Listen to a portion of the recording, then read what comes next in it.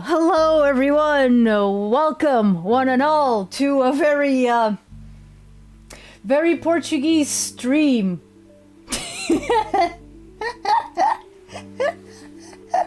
How's everybody doing?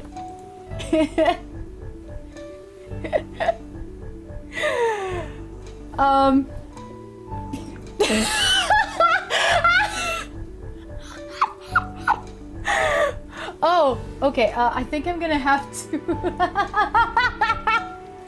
I'm pretty sure it was on purpose, Smoker. Comrades, let us fight against tyranny with our good friend Captain Falcon. Yeah, no, the yapping is not going to be very long. Also, I forgot that the chat would go on my face, so I have to fix that. Hold on. Where am I? Where am I in relation to everything else? Let's see. Okay.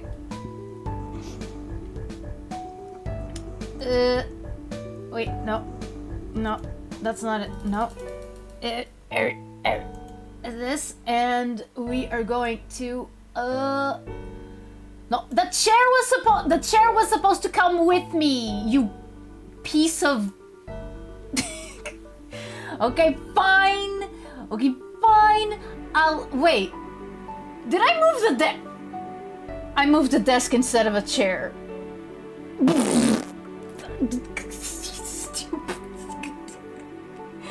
No! Crispy Big Bird. Oh, yeah. That is...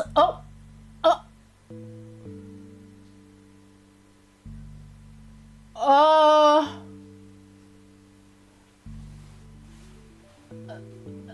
Sorry. Apparently everything reset, including the chat box.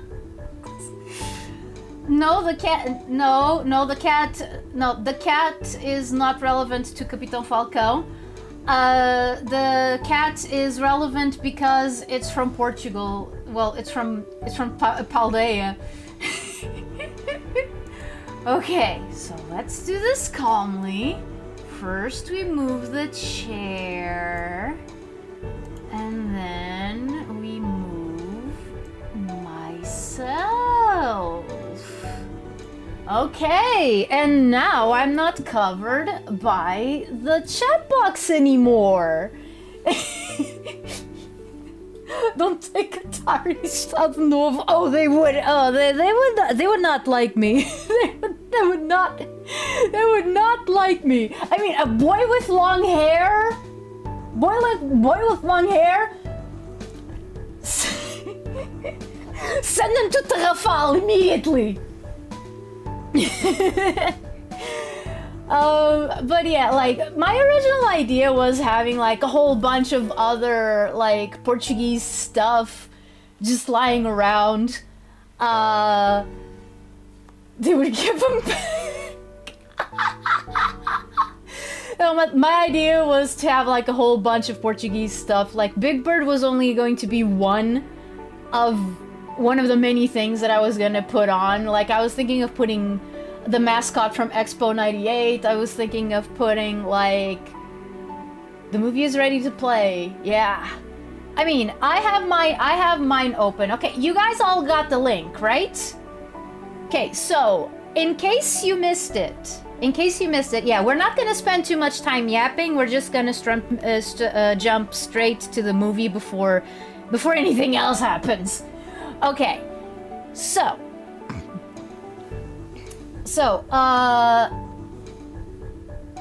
does everyone have the movie ready? If you don't have it, there is a link in the... Could throw in some river dolphins. Yeah.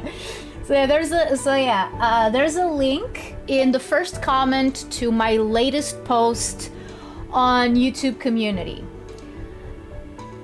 That, as the post itself says, that comment is going to be deleted once we finish the stream. So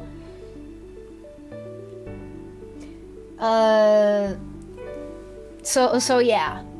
So yeah, like yeah, as soon as we're finished, the link is gone.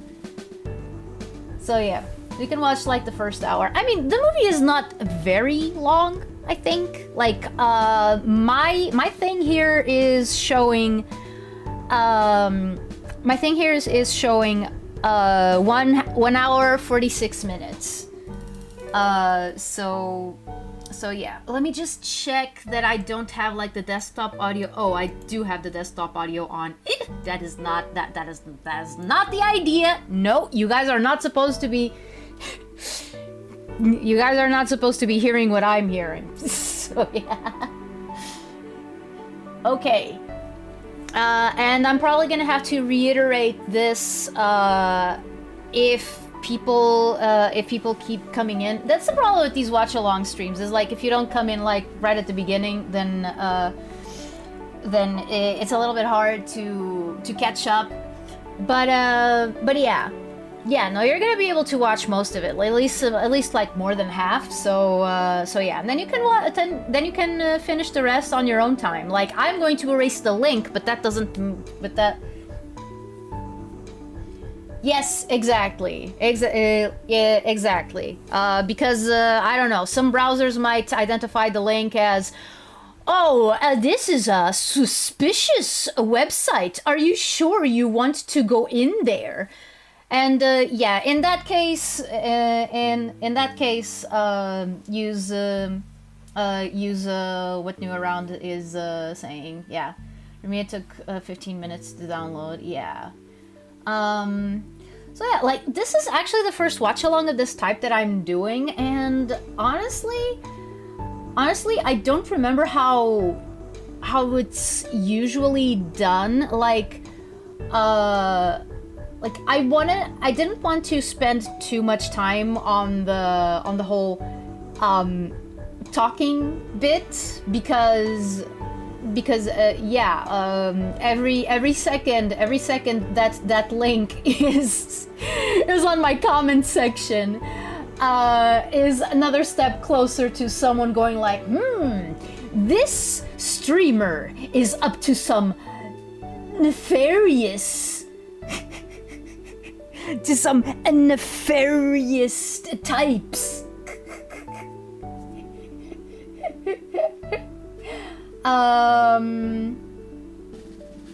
Okay, Smoker. Yeah, it took so many tries. Yeah, no, like it is strange. It is strange how easy / hard it is. Gracias, mi amigo. So yeah, on today, this momentous occasion, we celebrate the time when Portugal and Spain were one and the only, the Iberian Union, and when Spain used all of Portugal's resources to build the Invincible Armada, which was supposed to take down the British Armada, who were Portugal's allies. So Portugal was kind of like a puppet. Like you know, mind-controlled puppet, like in an anime or something, like being forced to go against its own friends with its own resources, and then the British Armada just completely obliterated the invincible Armada that the Spanish had made, and Portugal never recovered financially from that. And other things. I'm not gonna say that was the only thing that went wrong. Yeah, man. It was, we were so lucky. Like, it got to a point where the last time that New Around told me, I found it again. I was like, okay, screw it. We're scheduling it for this week. Thing is, this was like 2 weeks ago. So I was like, you know what? Portugal Day is coming up. Maybe we hold on to the idea for a little bit longer. Let's hope that it's still there. And then it went down, and then we found another one. In the space of 2 weeks. I mean, we know New Around did. New Around found it. Like, the reason why we're able to watch this movie at all here today is it's all because of New Around. He's the one who pushed it, who pushed it to happen. So yeah, invincible as long as the fight's against weaker opponents. Yup, which the British markedly weren't. The true Captain Falcon, let's go! Falcon Punch? What is that? I only know. So I guess is the thing that every Portugal Day streams, aside of the main content, we learn history too. I mean, yeah, like, dude, you know, this site went blank a week ago and I thought I was gonna lose my mind. Yeah. Yeah. But no, Smoker, like, I think that by now you've been around long enough to know that sometimes I just go on tangents about, like, history. Especially Portuguese history, because, you know, that's the one that I know. That's the one that I know the best. Wow, okay. I know you guys, okay. I know you guys are talking about Punho the Falcon! Haha! You guys are talking about Invincible as in the comic. I don't think anyone on the Invincible Armada, in the many ships that were there, I don't think that anyone was reading Invincible. Like, they would have had to been they would have had to been like a time traveler and to be able to read Invincible while they were working on the Invincible Armada. That would be cool, wouldn't it?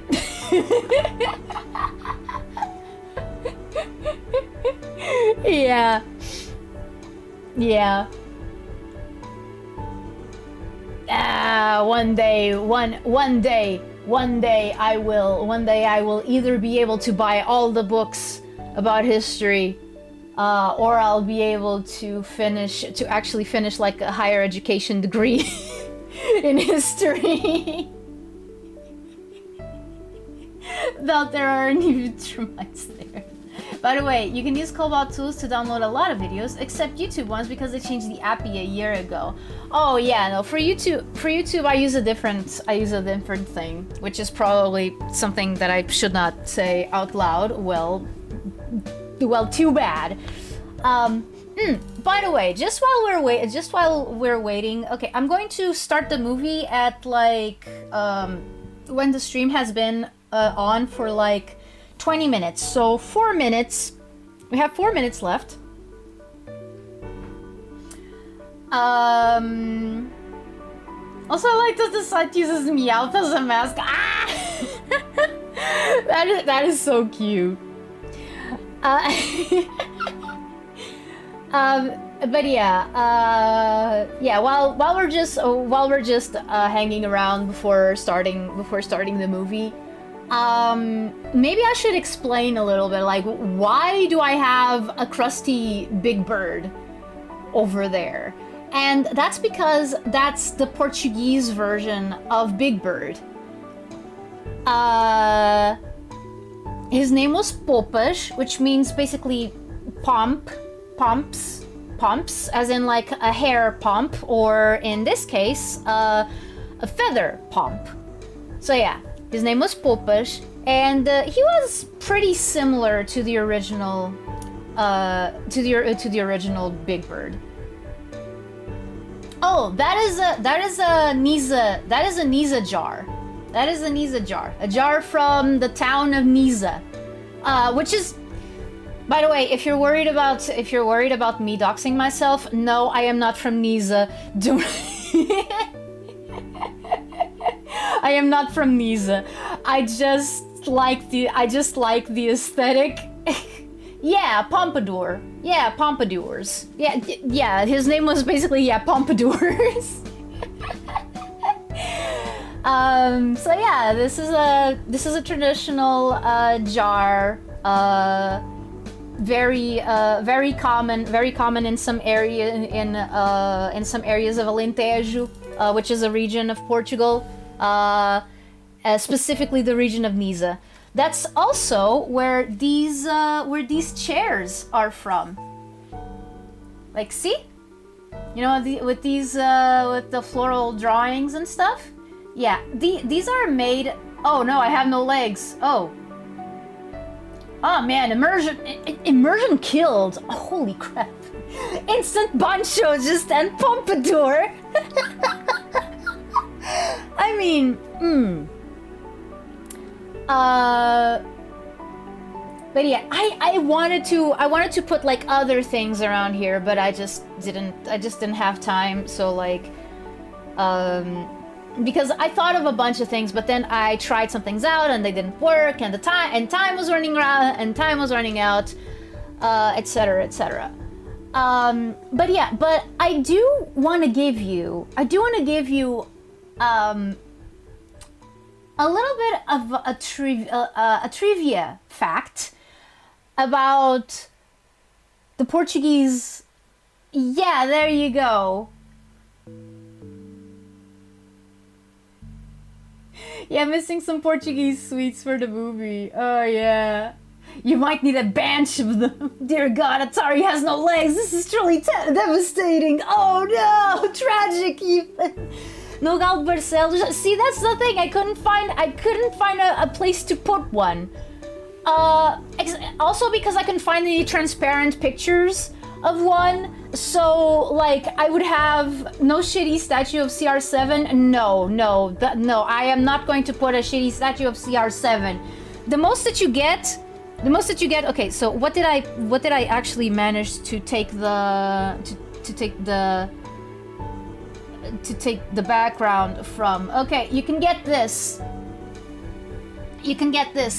This is an adoof. Ovos moles, pastel de nata. This is an adoof. It adoofs things. Well, actually, no, it doesn't adoof things. What it does is it's like a handheld drum of sorts. Alguém disse pastel de nata? Okay, actually I can put this like back here probably. Let me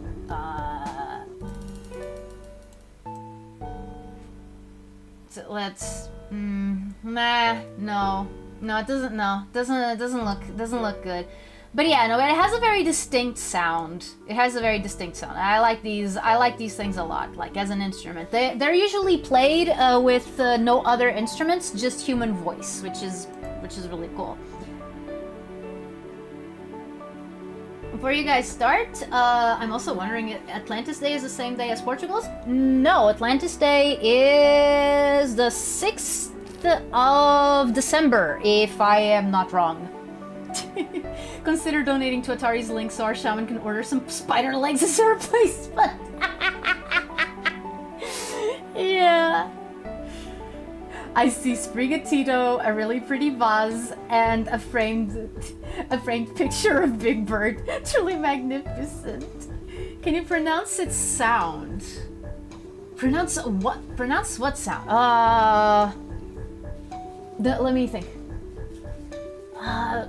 Pronounce the sound of the adoof. Wow, that's hard. Okay. It's kind of like.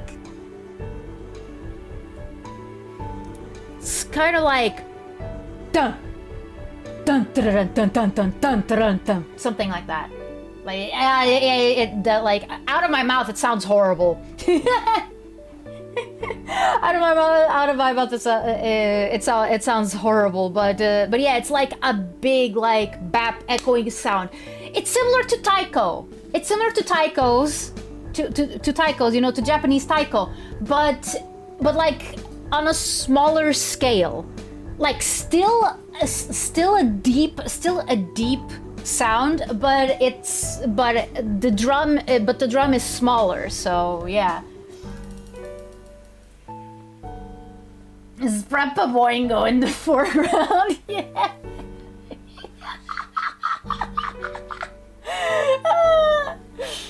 Yeah. Yeah. Okay. Okay. What I was gonna say, I got sidetracked. I'm sorry. Okay. What I was gonna say is that Big Bird in Portuguese, besides being orange, besides being named Poupas, there is a very interesting particularity about Big Bird in Portuguese. Almost. And I am going to show a picture.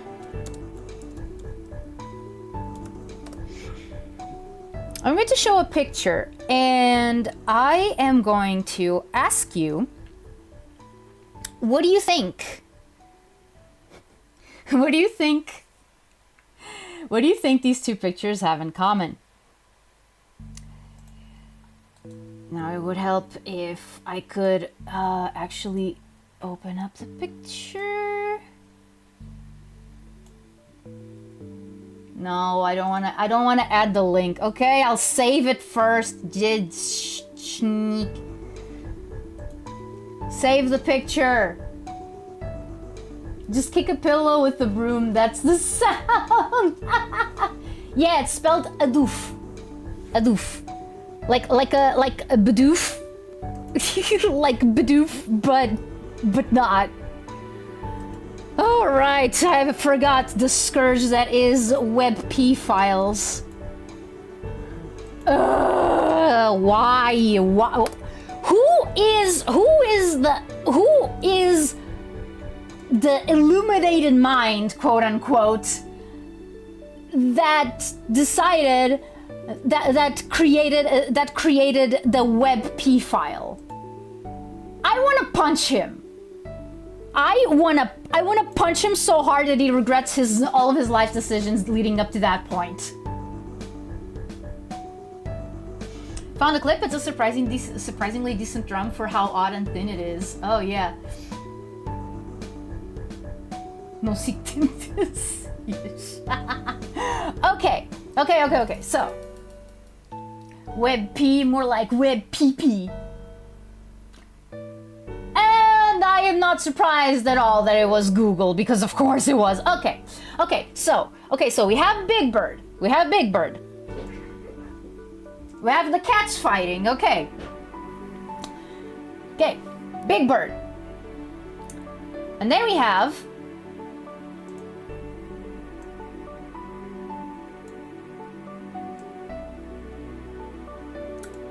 I don't know if you're familiar with this guy.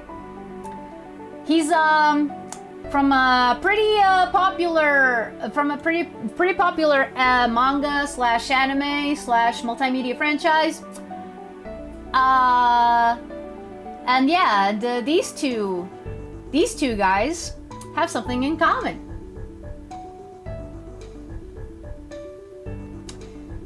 Do you know what it is? Can you guess? Can you guess what it is? That Big Bird, well, Poupas and Seto Kaiba have in common.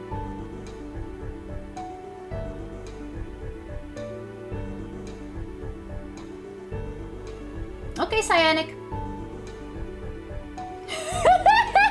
Yes, famous Portuguese character Seto Kaiba. Same V, yay! Yes! They have the same voice actor. Portuguese Big Bird is Seto Kaiba.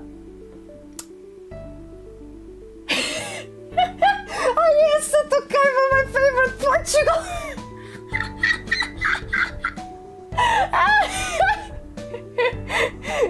I mean, if you look at Big Bird, Nando, it all makes sense. It all makes sense.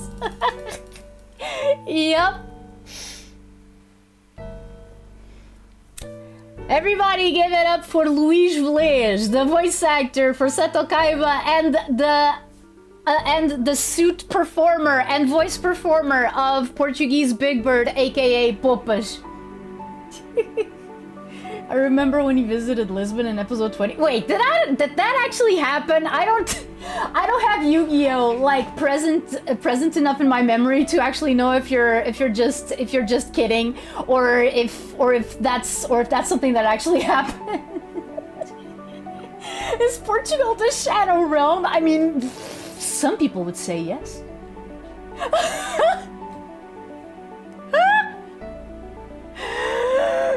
Okay, yeah, no, yeah, remember that big blackout that happened like last year? No, because like, for example, the Ninja Turtles actually did go to Portugal, a very strange version of Portugal, and the '87 show, so it's like... As a non-Portuguese person, I'm really confused how they can be the same VA.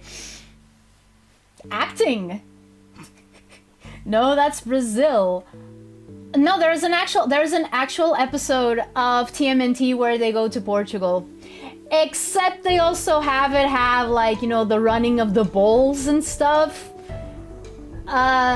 Which is that's a Spanish thing, not Portuguese, but you know. But it was the 80s or late 80s.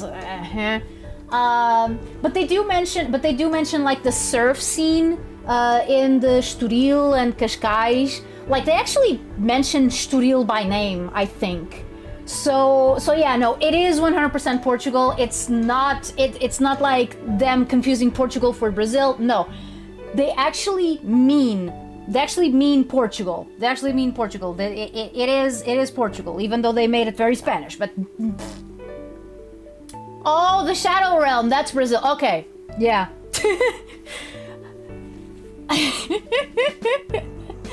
So yeah, okay, Seto Kaiba, you're not Portuguese enough for the Portuguese club, so you're going to just go down here while Big Bird just stares at what his life has become after Sesame Street ended. It became this. Apparently Luís Velez had a background in dancing, and that's one of the reasons why he was picked for the role back then, because like Sesame Street took its international versions super seriously. That is a whole different rabbit hole that we're not going into today. Okay, so I think that with that, no, I think that Green Cat Pokemon is just Megumi Hayashibara. Oh, by the way, I finally checked the episodes of Pokemon Horizons in which I voice acted are already available on Netflix, on Portuguese Netflix. Yeah, I checked that like the day before yesterday. It was so strange. It was so strange. Like, I'm already used to hearing my voice. But it's so weird seeing my voice coming out of a Pokemon character. Like, it's surreal, man. I mean, it's not an important character or anything like that, but like, that's Pringo Bingo, aka Keto Saiba.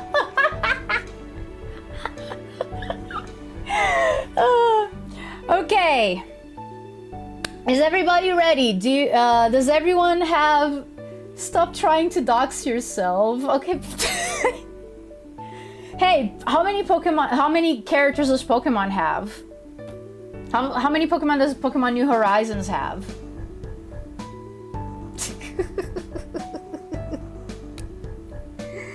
There's still a lot. There's still a lot. Like, I didn't say anything specific, man. I didn't say anything specific. At least I don't think I did. It's like you want to be discovered. I want to be discovered and then be recruited by a VTubing agency that is not shitty. No. More than 150. Yeah, no, there you go. Oh, Nandu, don't you know that 7, 8, 9? 6 is afraid of 7, and so should you be. So should be you.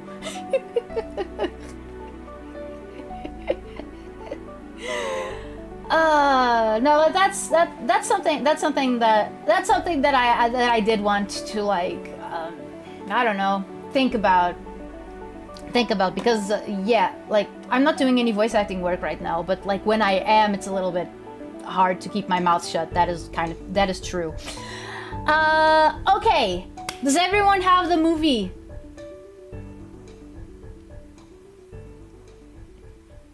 An agency run by Seto Kaiba.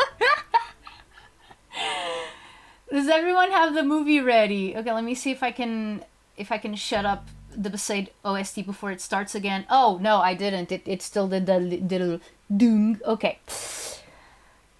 Okay, I hope this thing that I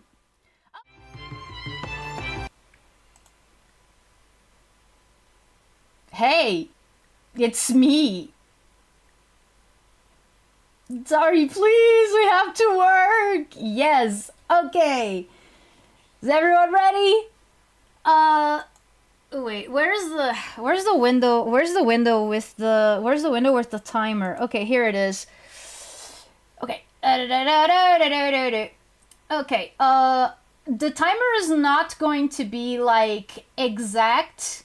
The timer is not going to be exact because I have to like coordinate like different windows and stuff. So yep. Sorry, I got impatient and started early. That's okay. You can start over. Yeah. Yeah. So you're already bearing witness to the greatness. The witness to the greatness of the somethingness. Okay. Okay. Okay, I'm going to count down to 3. I'm going to count down from 3 to 1. No, not counting down to 3. That doesn't... Yeah, just count down normally. And then when I say go is when we start. Okay? It was 4 minutes. Okay. Okay. Everyone ready? Everyone ready? Okay. Okay. Okay. Okay, bye, Smoker. Yeah, watch it on your own time. No problem. Okay. We're starting the countdown. Starting the countdown. In 3. Then. Oh, man. Ekabe, Smoker. Okay, yeah. 3, 2, 1, go.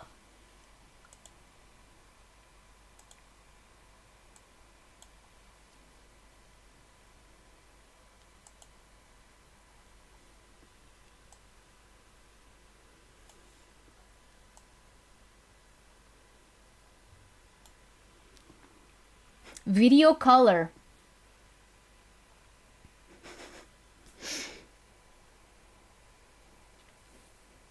That was the Portuguese version of Technicolor.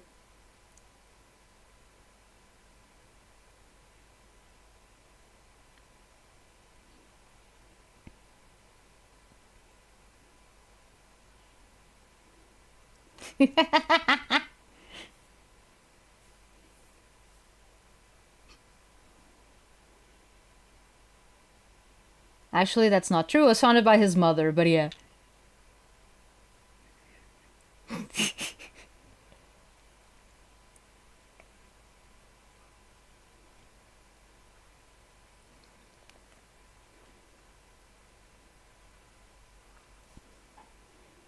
do wonder who's doing this narration.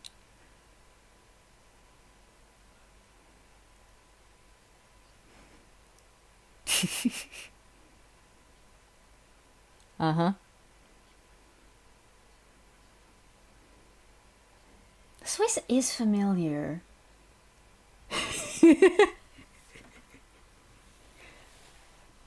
Oh dang, my video stopped. My video stopped. My video feed stopped. Dang it. Ugh. Will you please stop? Okay, so we are at 1 minute 39. What happened? What happened? Is this how it's gonna be? Is this how it's gonna be? Like the whole thing? Dang it. Come on.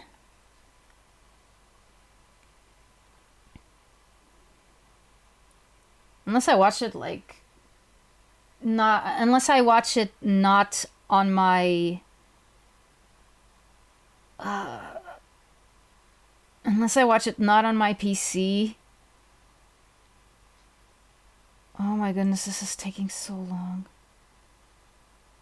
You're connected to the Ethernet. What is wrong with you?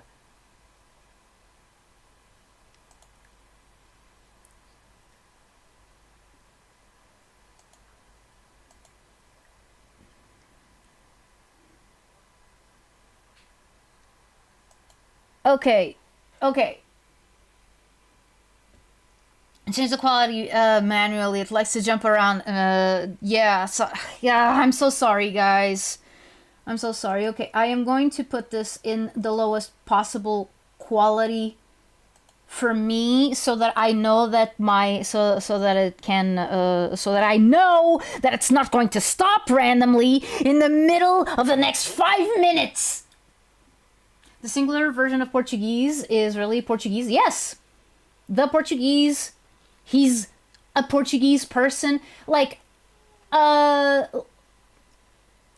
we usually we usually don't use Portuguese as like a noun, like a singular noun. We use the Portuguese as a collective noun for, you know, the Portuguese people, but we don't usually have like, you know, the same way that we don't have like the Portuguese as in the Portuguese person. You know, like we usually use Portuguese as an adjective in that in that sense.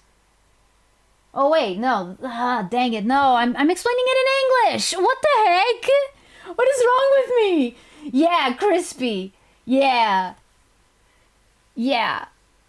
Yeah, no, but yeah, no, but usually that's a good way to identify if someone is like speaking English as a second language, because they usually don't know that in English you don't have like, oh, the Portuguese as in the you know this person who is Portuguese. Like, no, like we don't yeah, like you don't do that in English. It's a Portuguese person.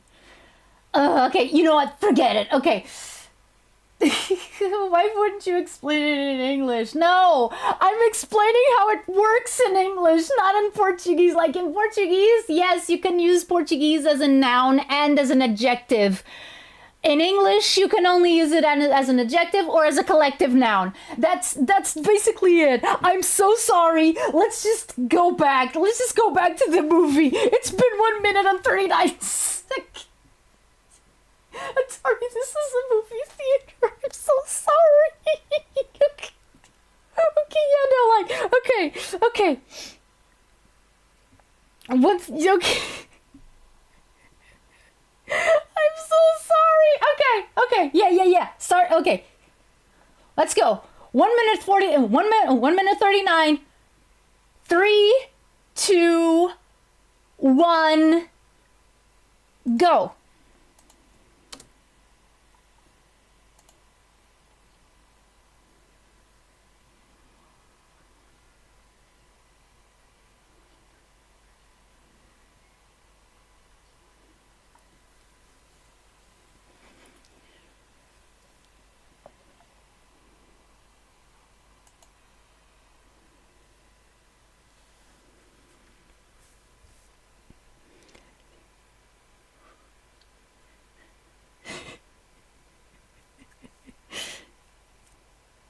"1958, the year where all the things have turned bad.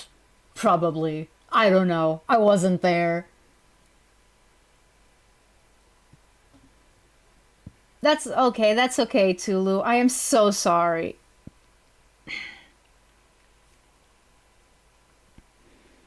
See, this is something that Portugal has a lot of. The sea!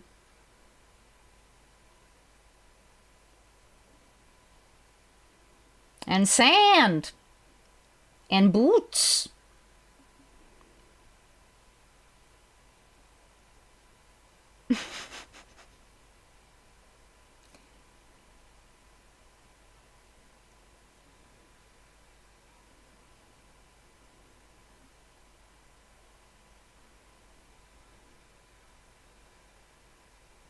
Water, dang it.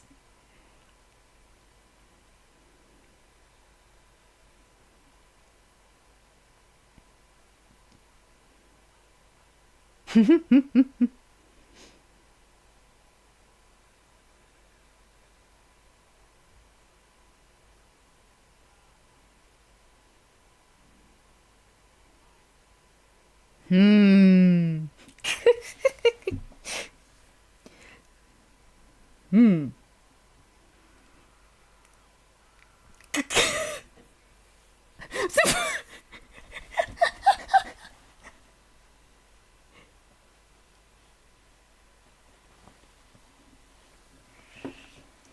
Ow!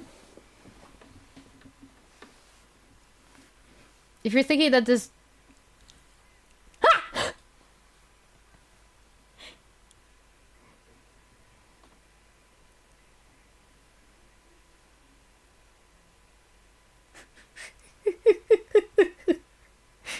He does kind of look like Eusebio.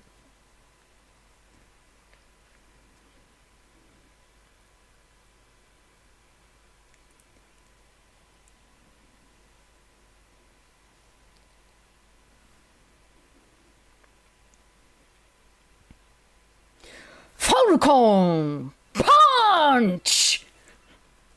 Oh wait, no, Portuguese, sorry.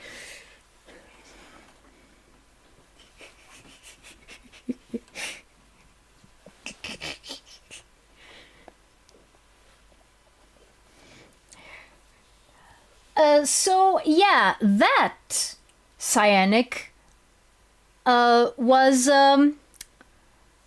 Capitão Falcão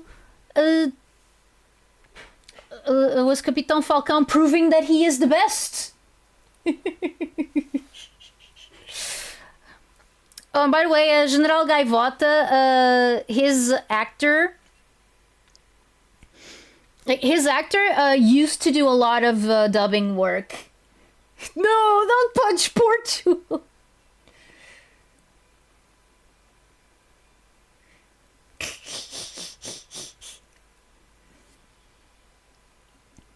Oh, it's the thing that he does. This is the thing that he does in the posters. See, did you see that?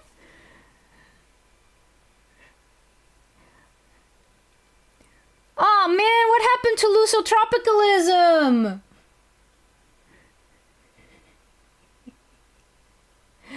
Okay, okay, it's fine. It's fine, Tulu.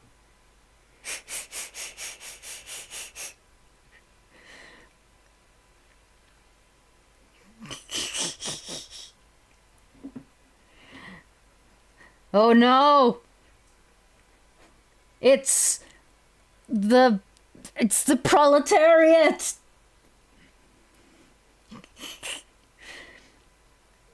Like the worst thing about this movie is that it like it didn't make bank at the box office. So it just remains on its own. Okay, Flash. Good luck. The commies. Actually, it's not just the commies we have to worry about in this movie.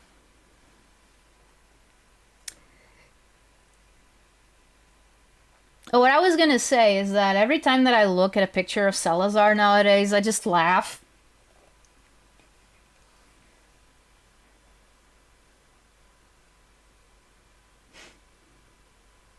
Hmm.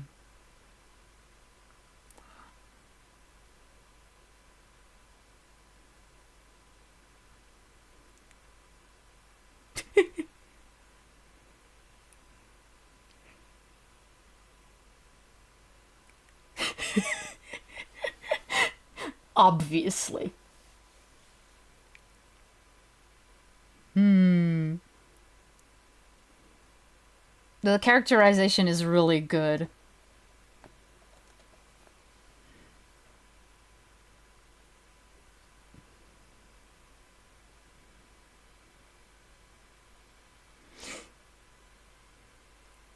Wow.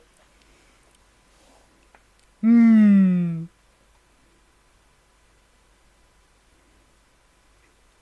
Like, they speak like cartoons. It's awesome.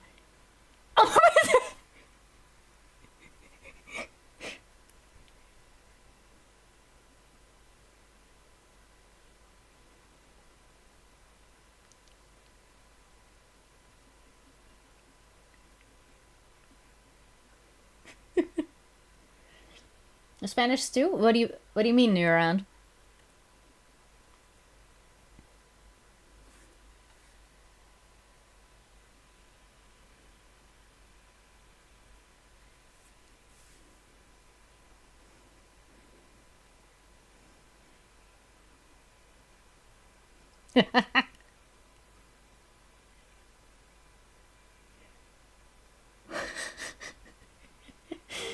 It's snappy like one too. I wasn't expecting that with real footage. Yeah.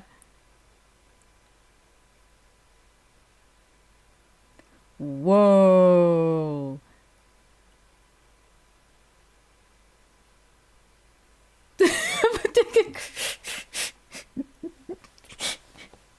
So were you really?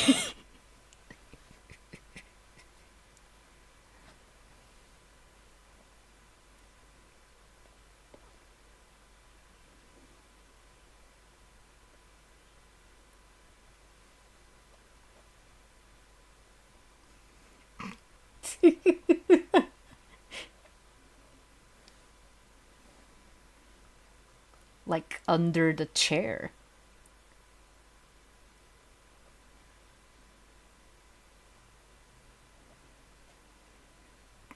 Just the communists in general.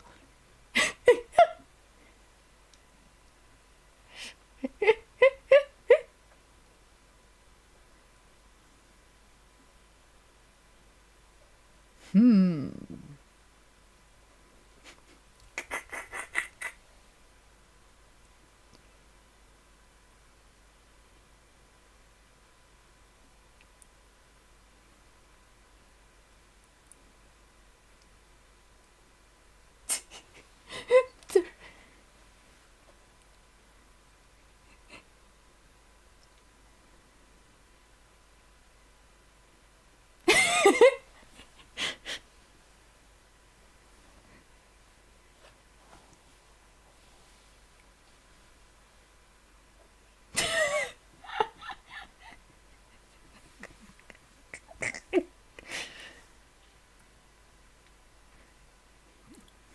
Good old 1960s green screen.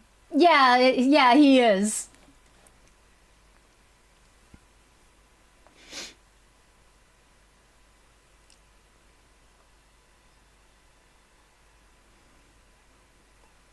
Diplomacy.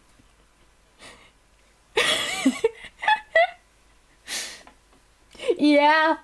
Yeah, no, it's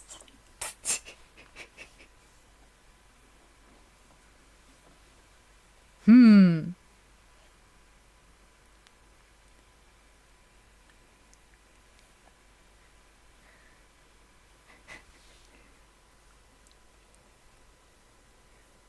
Almost. Yes. Hmm. I wonder. Hmm.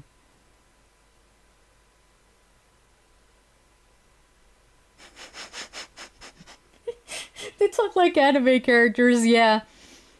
Yeah, this is basically a live action Portuguese anime. Dang it, the subtitles have me lowercasing too. Yeah.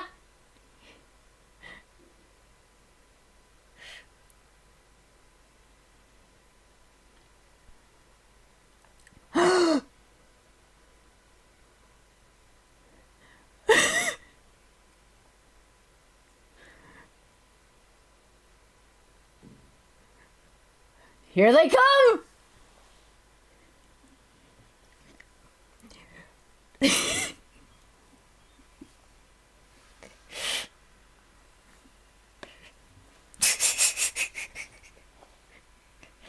This must have been so much fun to film.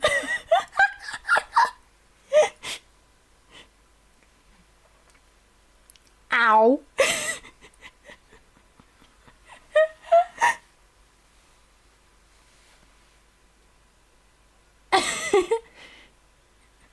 Malditos comunas.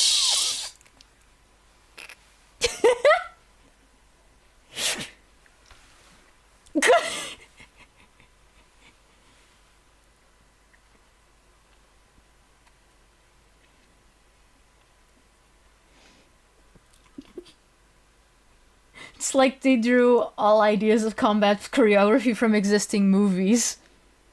The true Portuguese way, dude. Oh no. He was killed by his own sickle. This is like poetic.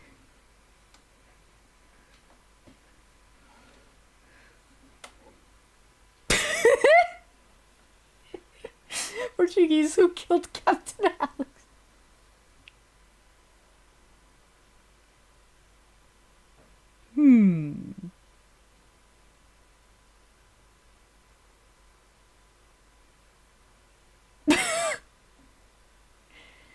Goodbye, old lady. So, was was she a communist in disguise, or I don't know. I don't remember if that ever gets explained.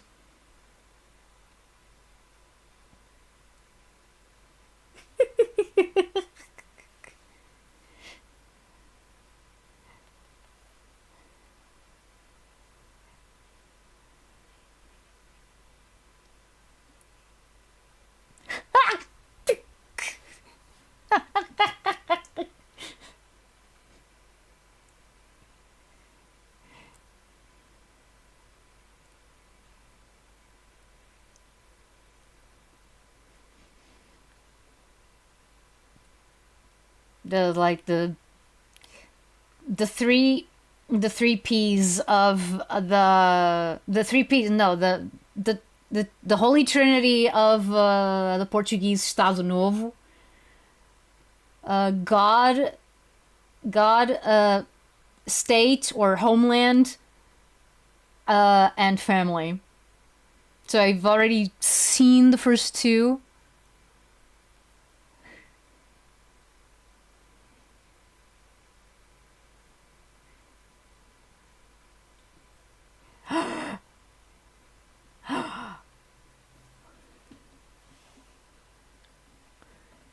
No, seriously, this is a Portuguese anime. It's what this is. Like, with real people.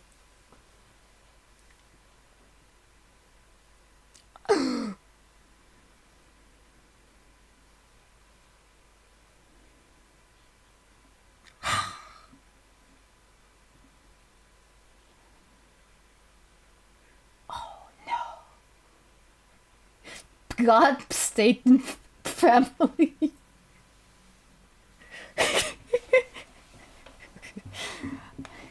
I'm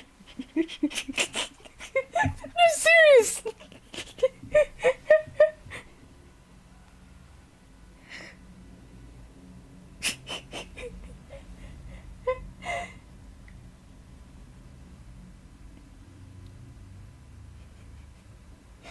Nearly all ideas of Portuguese teams I know come from the many Brazilians I know online. I mean, yeah. Oh right, yeah. He's just always in uniform, like no matter when. What is happening? It's a secret conspiracy to overthrow the regime, which is bad.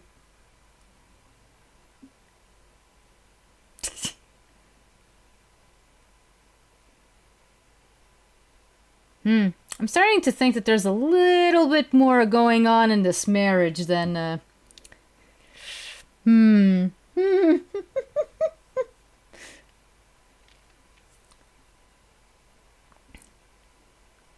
By the way,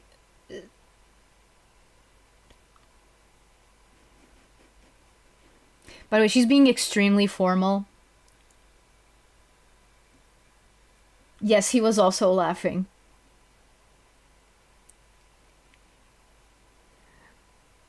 Yes, he was also laughing. Like,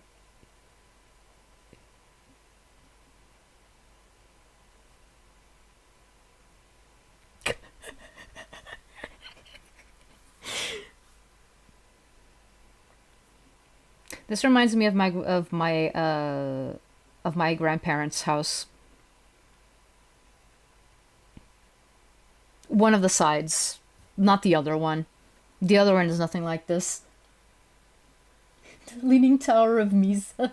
So they're doing it on purpose. Yes. Yes, 100% on purpose.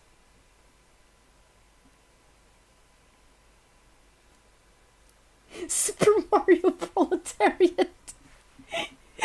I mean, Super Mario is a part of the proletariat. Isn't he? He's a plumber.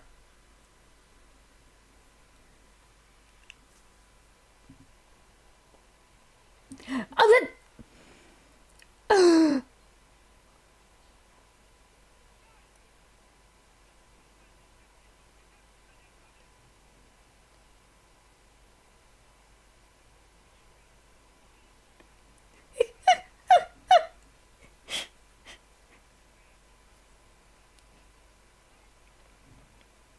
Did you catch that? Did you catch that?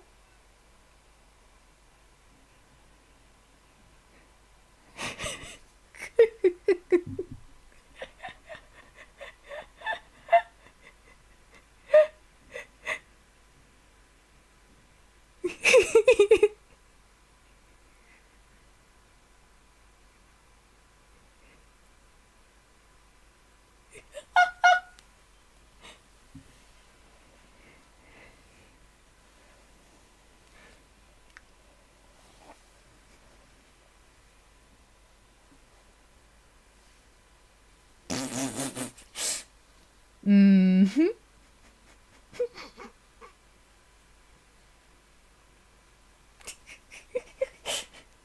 What, you generally thought this was gonna be serious?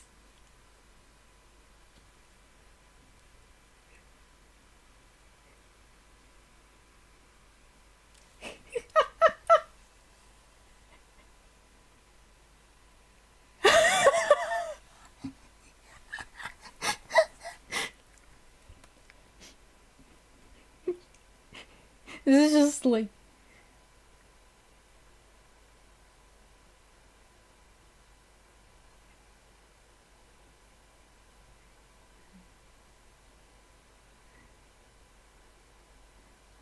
He speaks very well for someone who is with his mouth covered. That's what the Bruce Lee comment got me.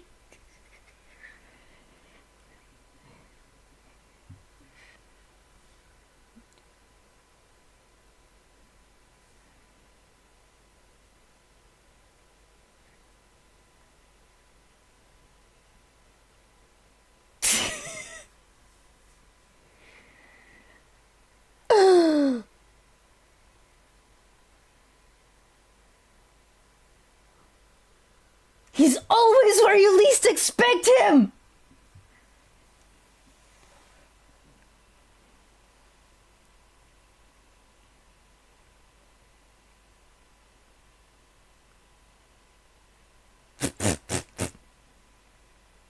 Yep.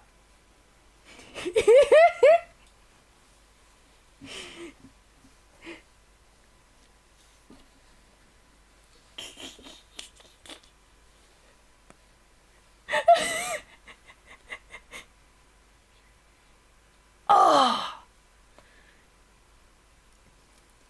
Flawless victory. Fatality. Hmm. Yeah, something that actually promoted the regime. Nah, dude, I wouldn't show something like that. Hence it holding historical value. Oh yes, from 19 from.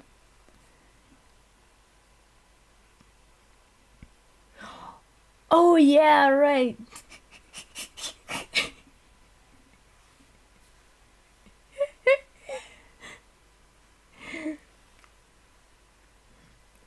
then yeah, no. No, this is... Besides, this came out in, I think, like, either 2015 or 2013 or 2014. So, yeah. Ooh.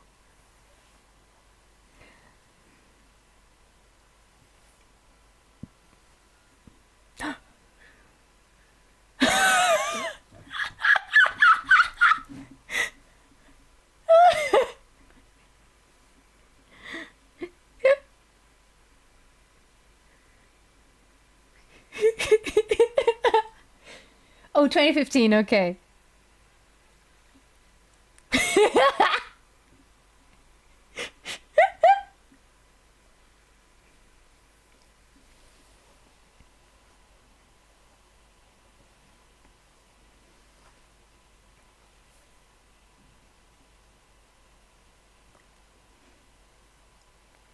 Yeah, either one or the other.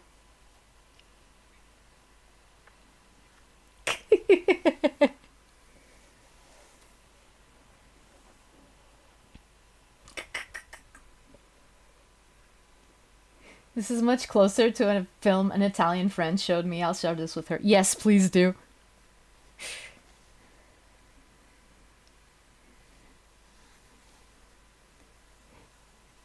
By the way,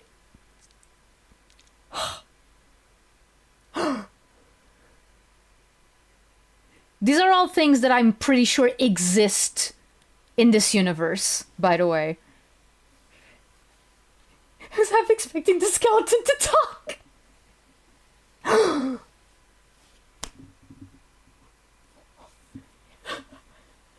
Oh no!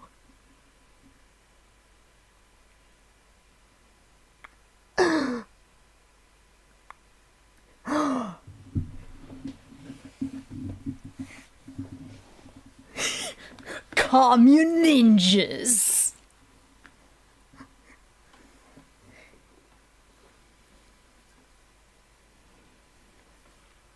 By the way, this guy, Rui Mendes, he voices Winnie the Pooh in Portuguese, by the way.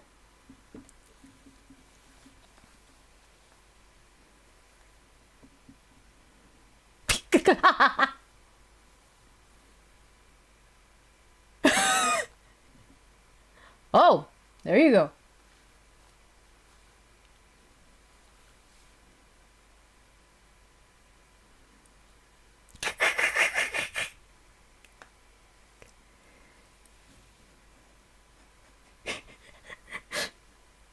Obviously. His beard game was not as good. Oh. I wasn't expecting them to actually mention it.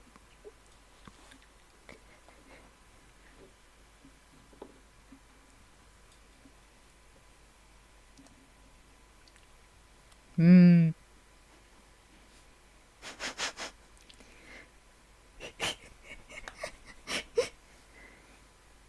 Hmm.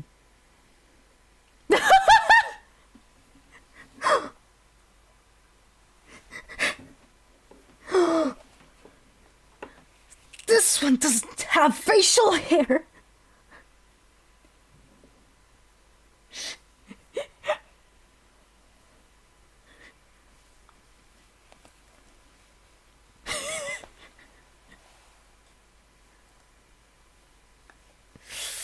Unfortunately, he's dead.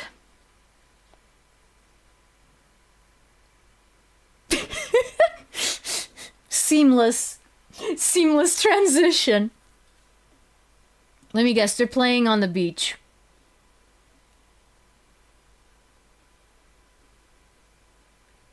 Oh, they're okay. They're not close. They're not at the beach, but it's windy, so. Este jogo é estúpido.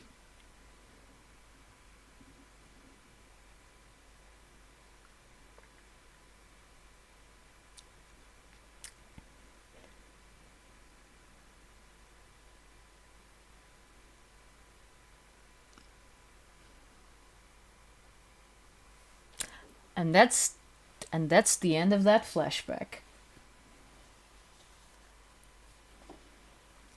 By the way, General Siegel, yeah, he used to do some voice acting. One of his best voice acting roles, I think, was like he was the dubbed voice of Lord Shen in Kung Fu Panda 2. Chest slander is illegal.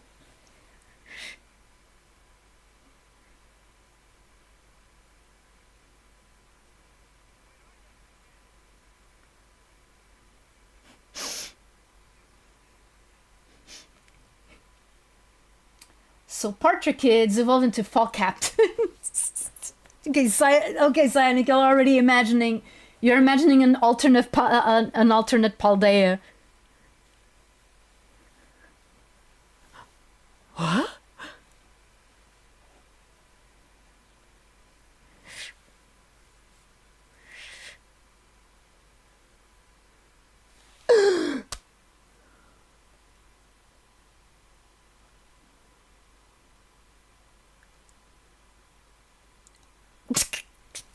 They're racing. Were they racing beetles? Hello, the Winter Saint. Welcome. Yeah, we're watching Capitão Falcão, the Portuguese Falcon, Portuguese movie that some people here didn't know was a parody of times of the dark times of the Estado Novo regime.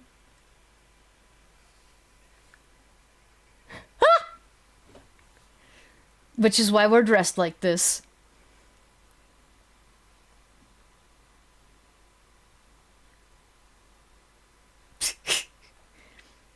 Surely we don't stand out wearing these.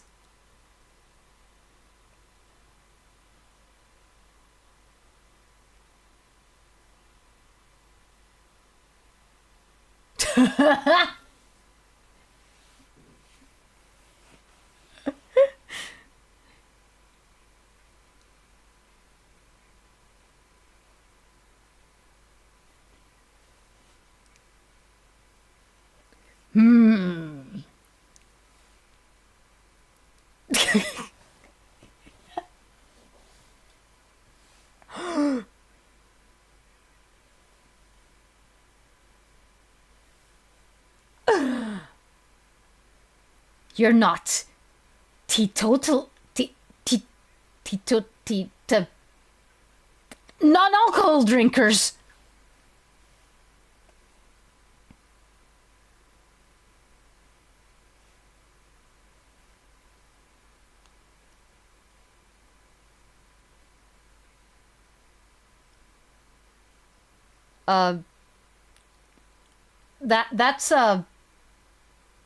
That's a lot of he's actually going for the whole thing. No, it's absinthe. It's absinthe, supposedly. Eesh.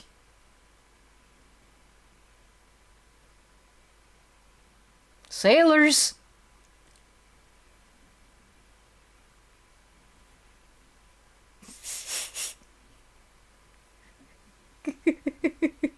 It did look like mouthwash though. But anyway, sorry, Winter Saint.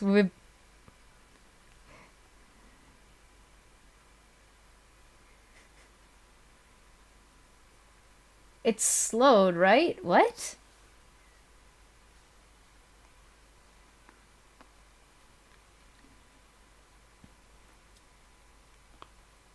No, no, no. I mean, I have no. I mean, I have no idea. But what do you mean cyanic?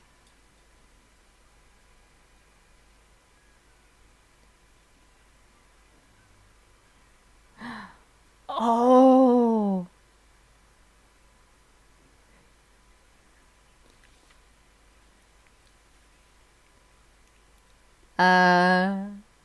Okay, okay, Tulu, ekabe. It's Lenin the magician.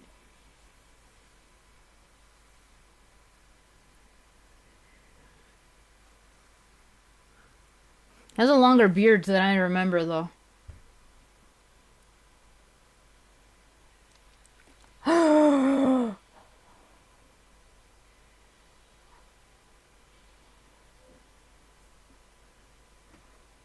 Commies in the skies! And also on the ground!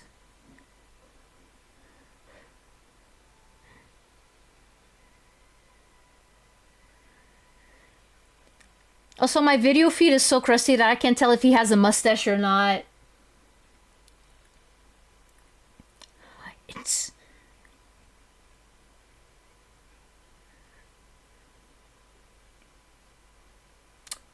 Clearly. Clearly, he's...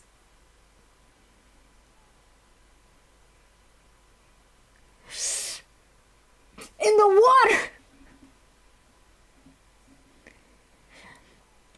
Even... Oh no, they're torturing the man with communist electricity! The worst kind!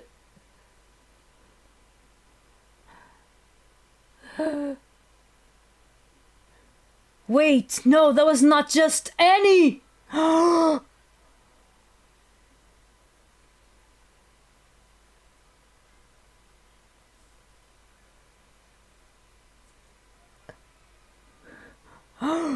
They turned him into a communist!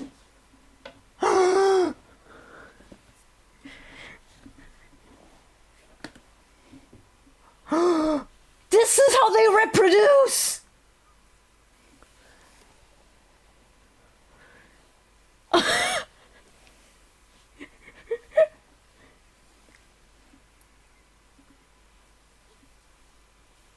What plans?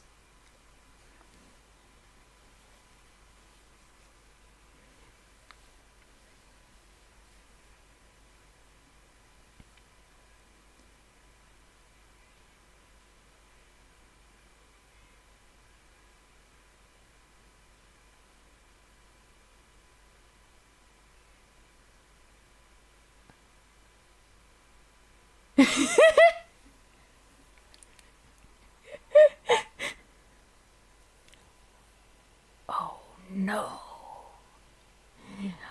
What's going to happen? That seems to be what the movie is implying, doesn't it?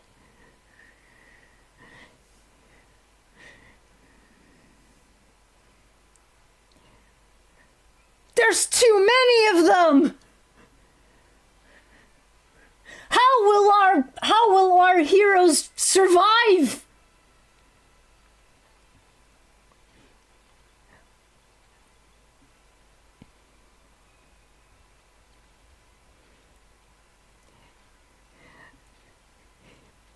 Oh, that's how. Wait, was that the Wilhelm scream? I think I heard the Wilhelm scream.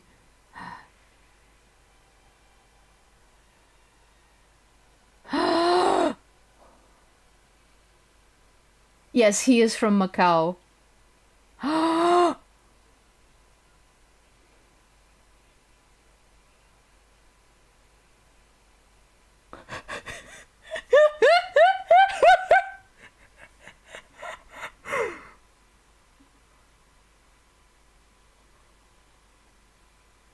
Oh no.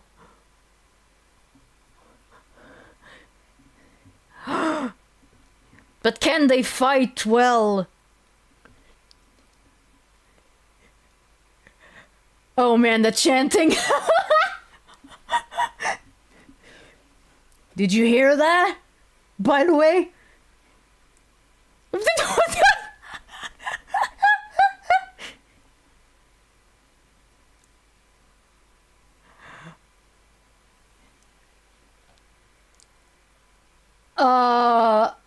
I thought they would use fire weapons. Yeah, me too for a sec.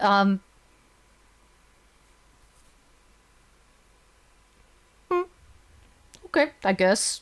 I guess that's it then.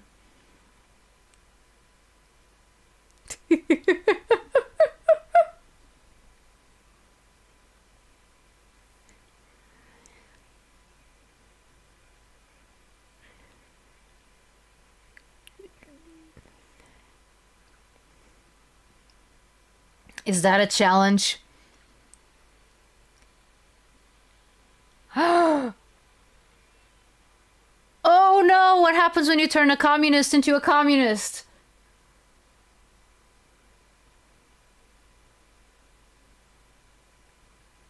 He dies.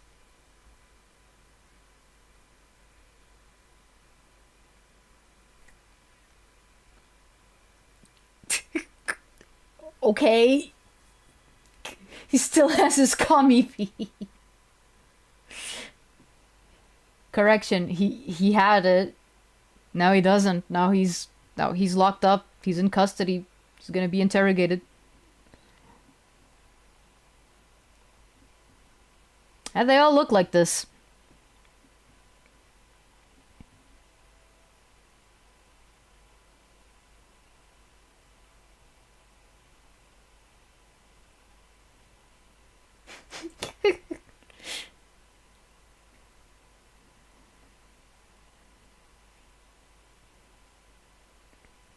They're slippery.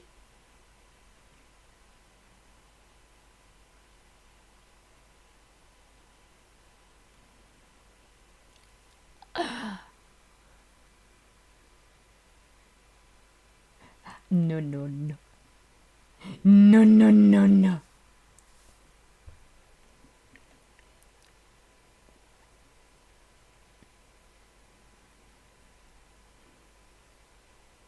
He's gonna turn you into a commie, isn't he?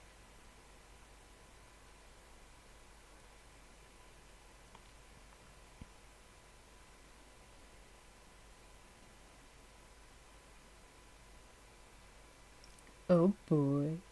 The movies showed how disguised they've become. Oh, yeah, yeah, yeah, yeah.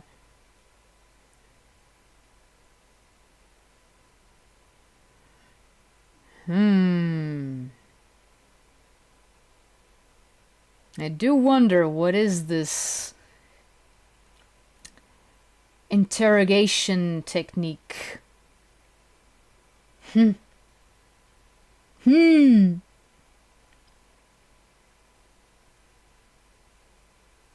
By the way, I have no idea if my model is breaking up because I have the timer like in front of me.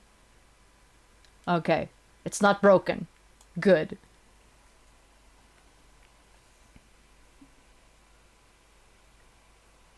Uh what? What is that? Is that an ashtray?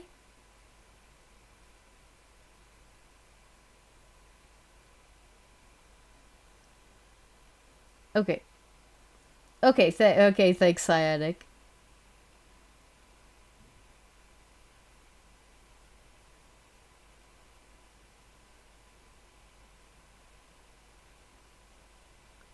Oh no.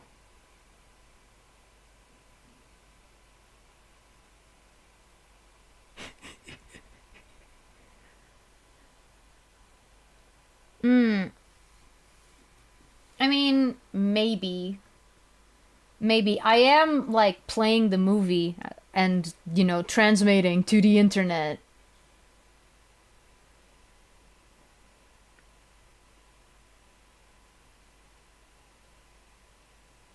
Mm-hmm. Uh-huh.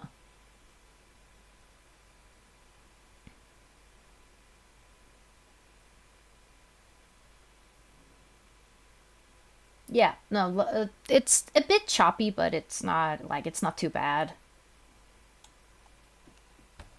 Hmm.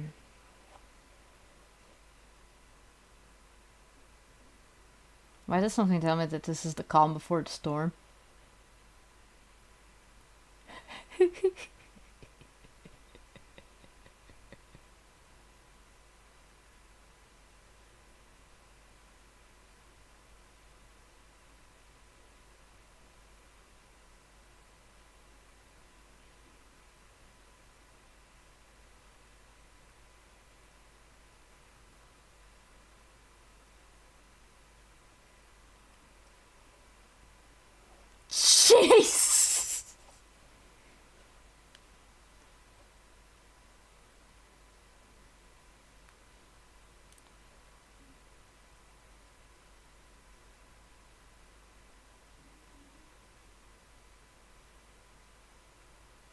Really? You just offered him a rice cake. Uh-huh.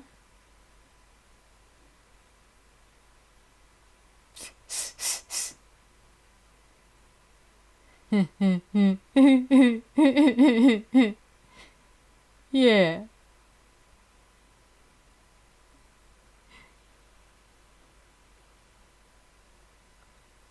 I do think that it's fake. Don't take it, it's a trap. Don't take it, it's a trap, it's a trap. It's a trap.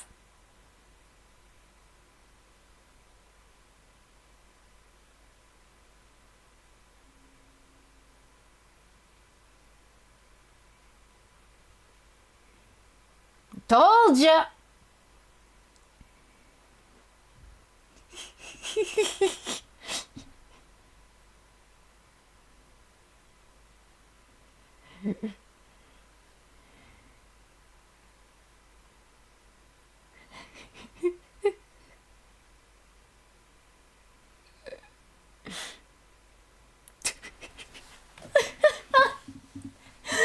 Oh, man.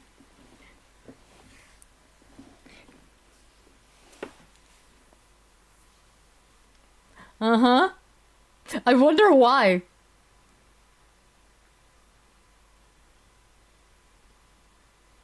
Uh-huh.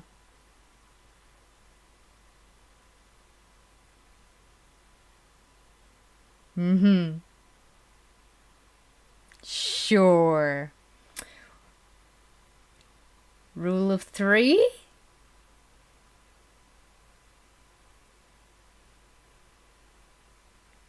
That is not a jelly donut. Also, that is not an onigiri. What the f- Oh, this guy again.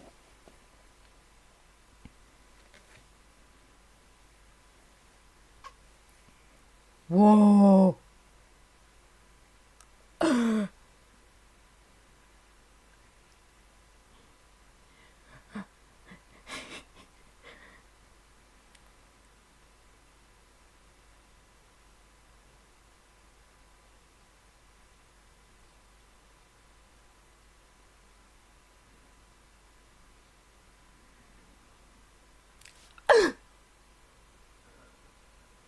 Ha ha ha!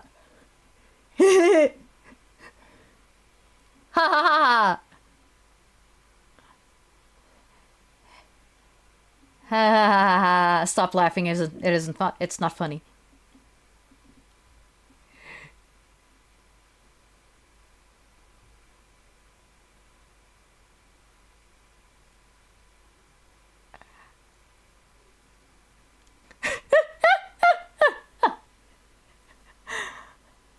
What?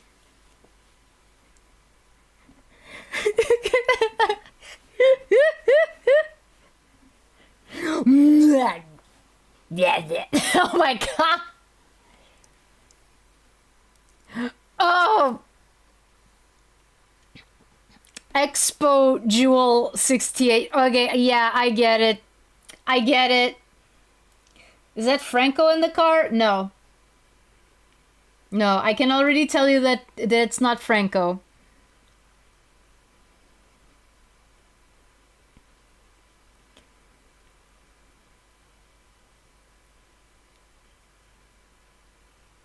Hmm.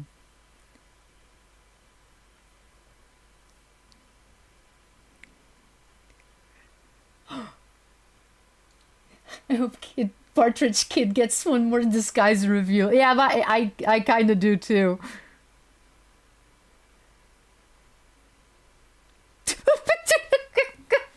So you killed. So you killed him, yeah. Beautiful. Truly a work of art. Doesn't look stupid at all. What about the jewels? It's not the jewels that it's interesting. Okay, so I have mentioned something that happened when I was a kid, which was Expo 98. Which was it was a world expo, just happened to be in Lisbon. Oh my goodness. Oh, that is a Jewish stereotype. Oh, do not show this movie to the wrong people.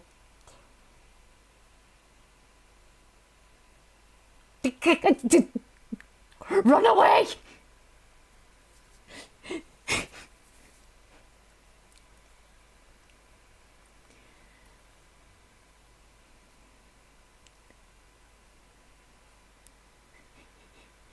Yeah. It's 68 because...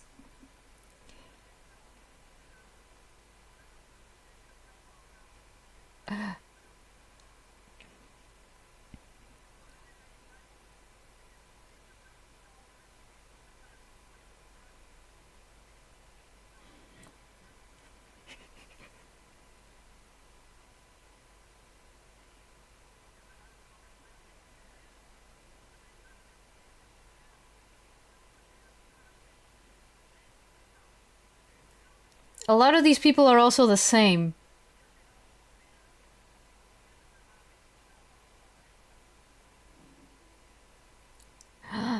Pearl clutching. Okay, they didn't translate that. They didn't translate that. Okay, so the guy said, not again.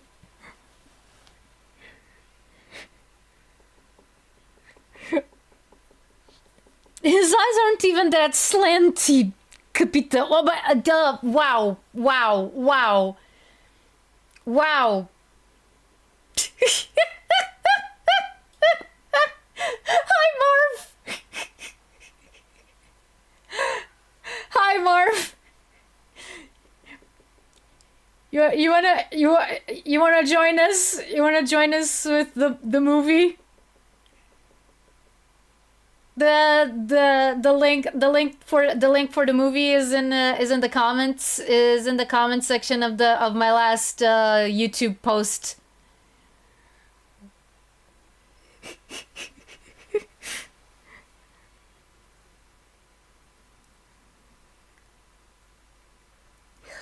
Wait, right.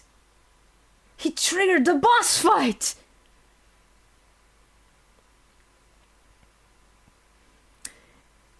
Can...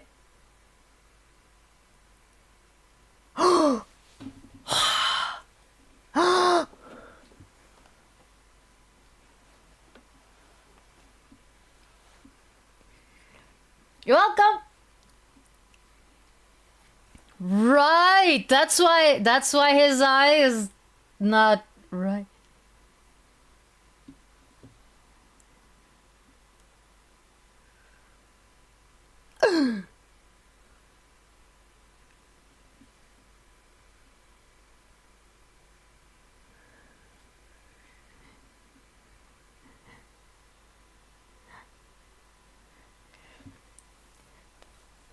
By the way, does anyone find anything interesting about their colors?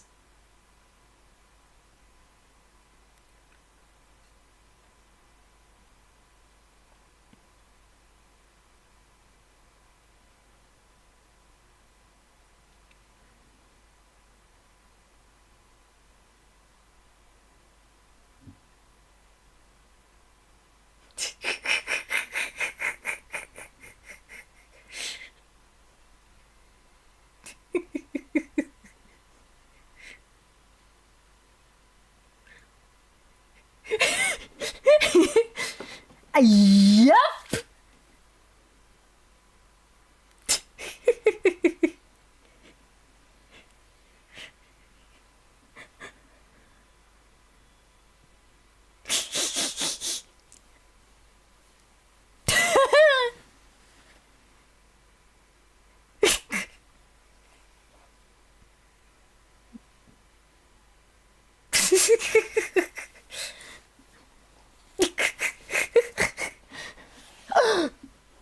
Oh no, they're good! Tokyo, oh my.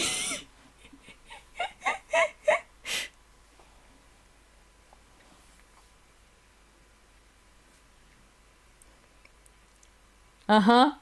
Yeah, that's the only reason why you lost.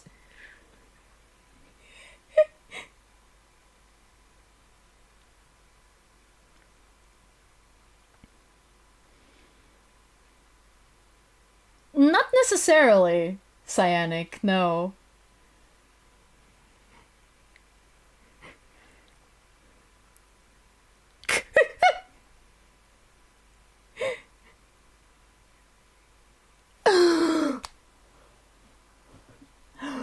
Oh no!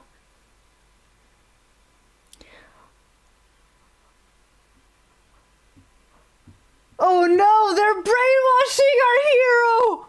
Oh no! I love how this guy just like stops. Wow, that was fast. Okay, even the falcon turned into yep.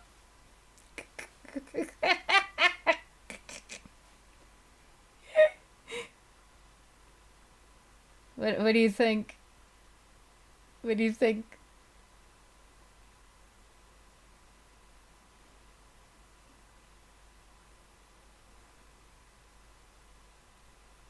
Everyone knows that.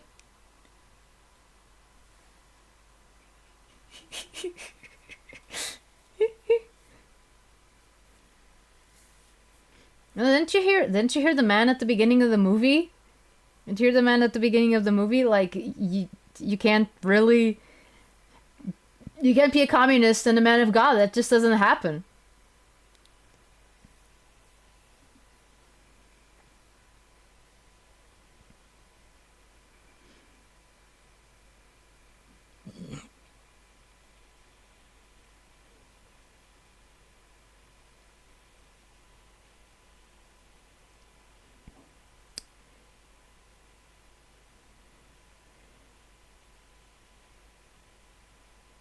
If it's anything like the last one,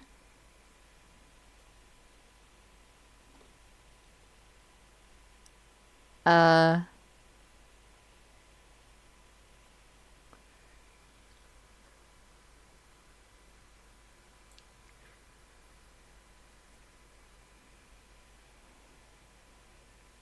if he pulls out an ashtray.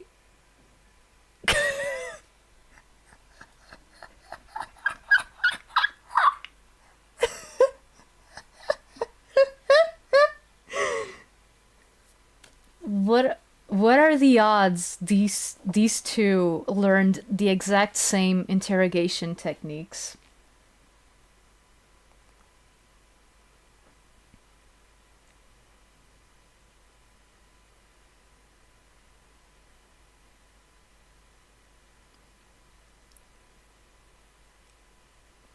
Well, that's what happens when you don't smoke.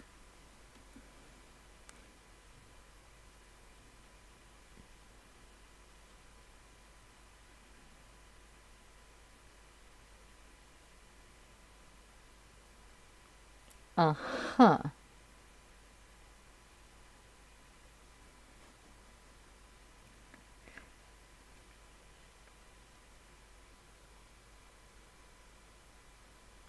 I mean, maybe.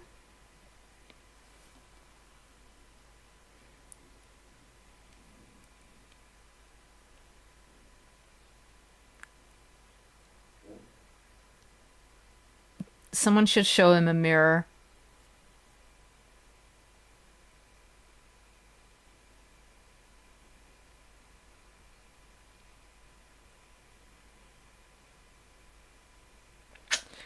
Hmm.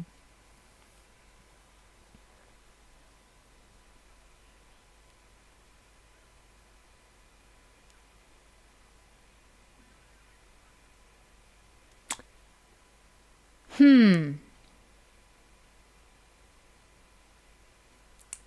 Hmm.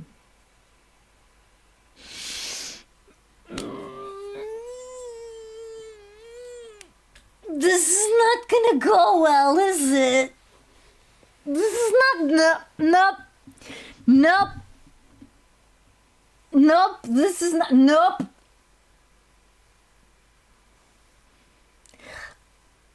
By the way, Cyanic, just looking at your messages.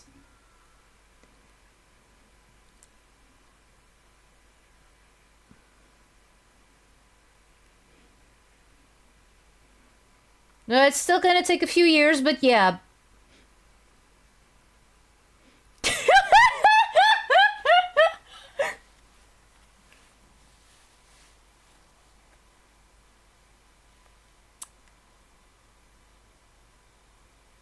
So, so did the other guy survive? But yeah, looking through your picture, looking through your messages, and just wondering, what do people who come into the stream just like out of nowhere might, I don't know, think like, because it's everything out of context, and they see the timer but I'm not showing the movie, and I'm just saying it's kind of funny.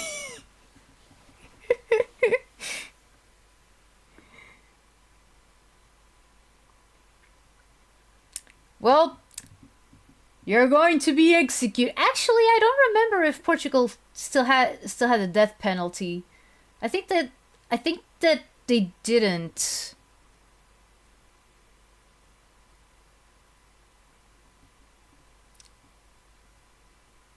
Hello, General Siegel.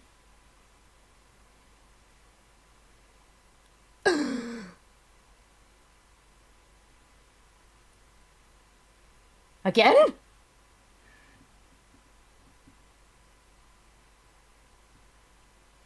Oh, yeah, yeah, yeah. Yeah, no, but especially yeah, but especially the thing that, yeah, that you said about not knowing how anything from this movie could be comfortable out of context. Or whoever set up Zero Falcon gets his power from Falcon.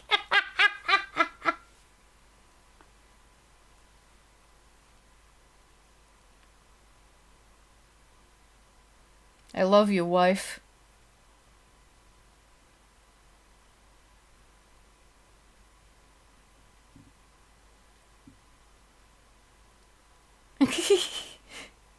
Yeah, yeah.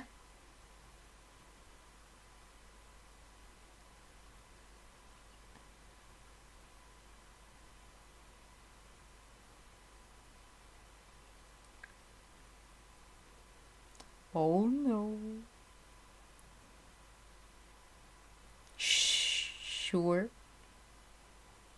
Mm-hmm. Jeez.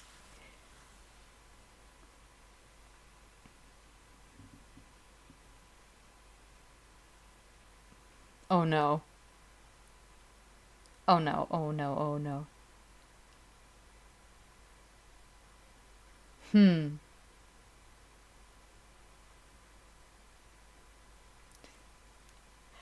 Uh.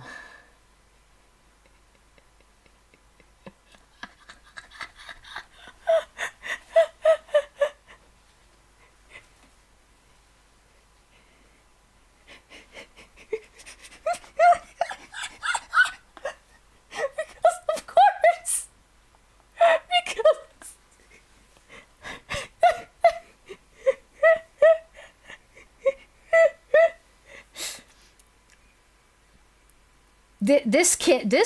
this kid is gonna grow up perfectly fine. Hello.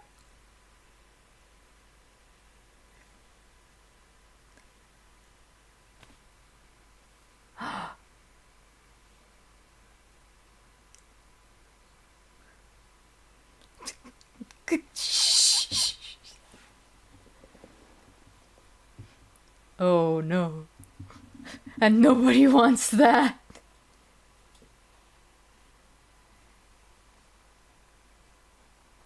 Ooh.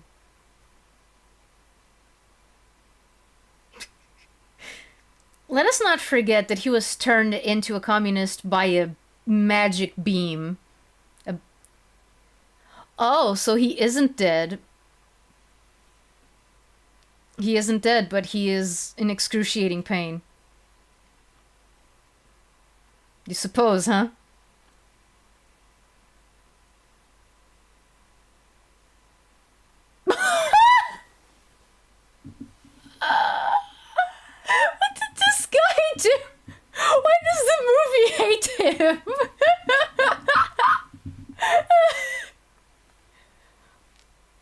Hi.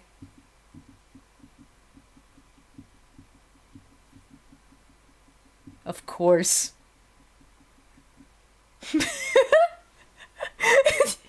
Like, ah, from Capitan Black, no less. Yeah.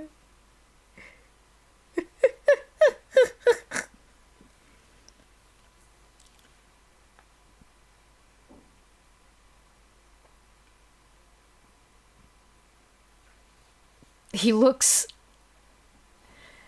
he looks seriously nonplussed.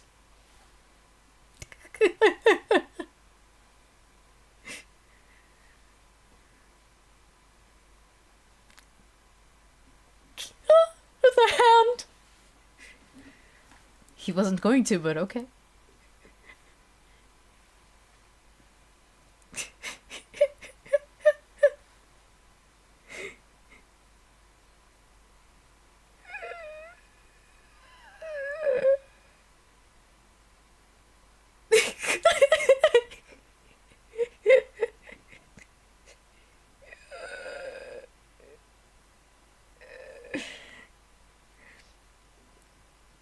Like I can't imagine how hard it must have been. When will they reveal that he's speaking to Captain Falcon? I don't know.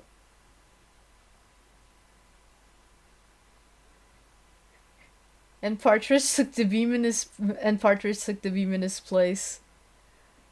I mean, I genuinely do not remember if that's a twist that happens, so I can't confirm nor deny. Uh,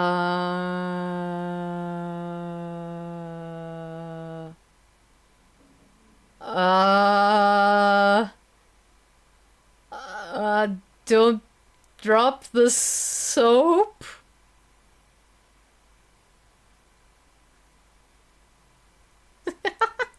Like I said, na na na na na na na na na na na. Yeah, no, this movie is like PG-13.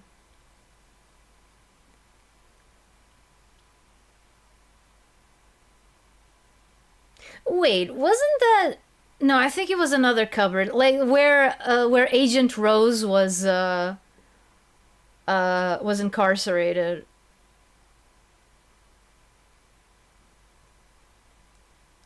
Wait, is that?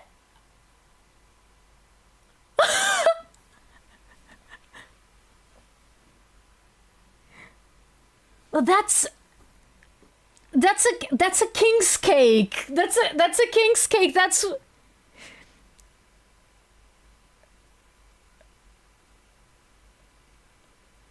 just put the apron over the cake, dude. Or okay, yeah, yeah. Just put it in the.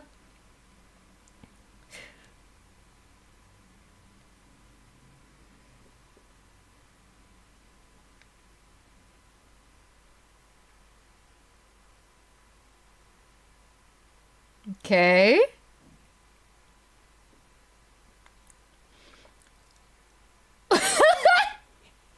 Wow.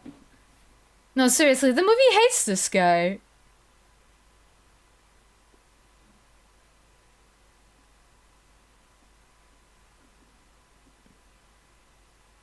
Oh dear.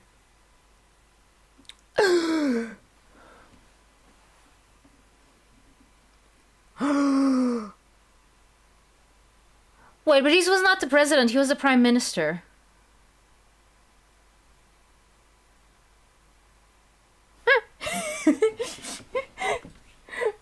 I thought he'd forget.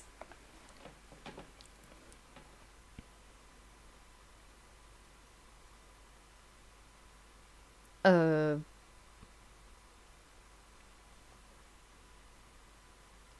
Oh.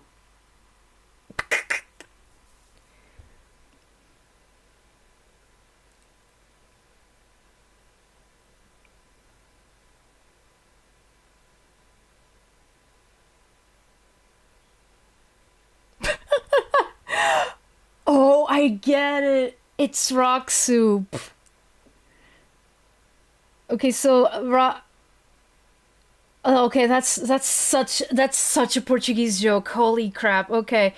So there's this soup that is said to have been made like with a rock on the bottom. Like I'll tell you the story later. I'll tell you the story later. But yeah, there is.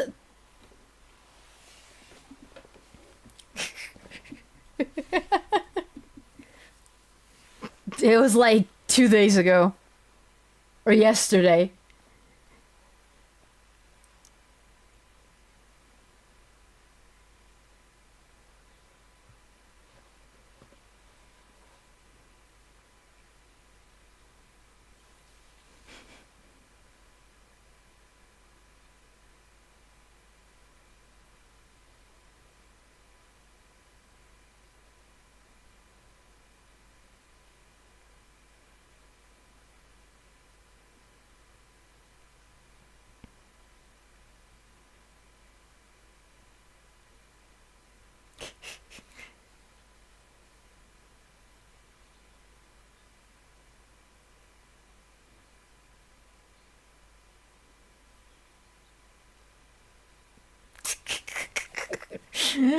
Well, look at the social commentary. Woo!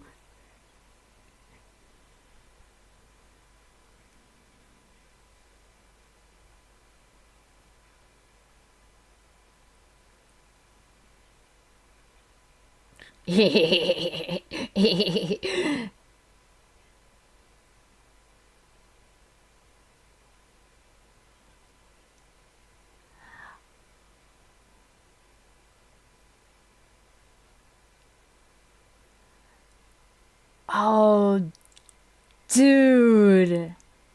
I didn't remember this. Okay. Okay, context. There used to be there used to be this show. There used to be this show on Portuguese TV that was set in World War II, and it was about a Portuguese aviator. A pilot who did like secret missions for the resistance in for the French resistance and so forth in World War II. Uh, and that was the guy who played and that's the guy who played the main character. Yeah.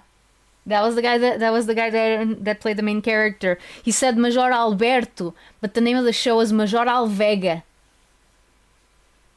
Yeah. That was very Portuguese.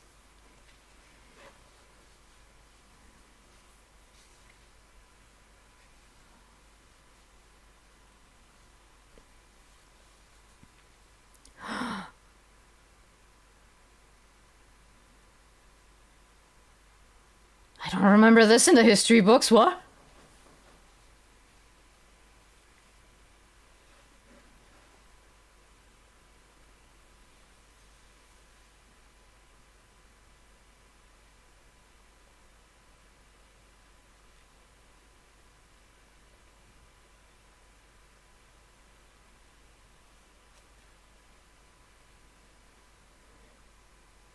He's in the toilet.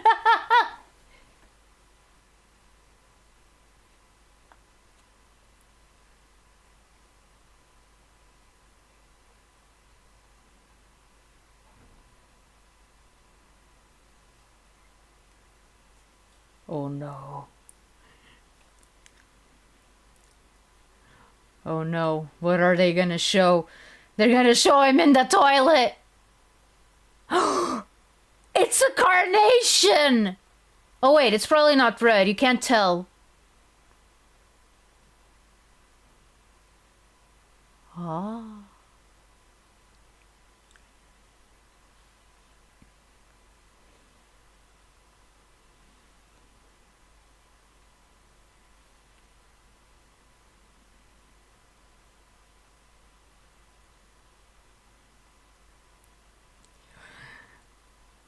Oh no. His one true love.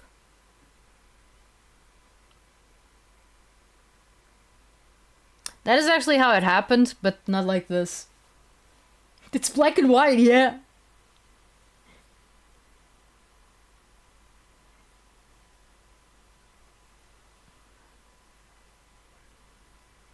Oh no!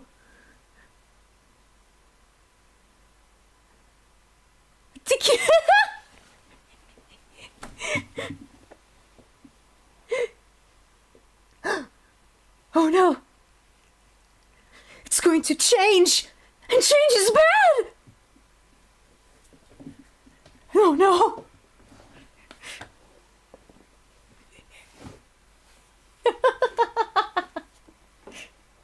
It's black, red, yellow, blue, and pink. Oh, okay. If this movie was not trippy enough, holy crap, okay.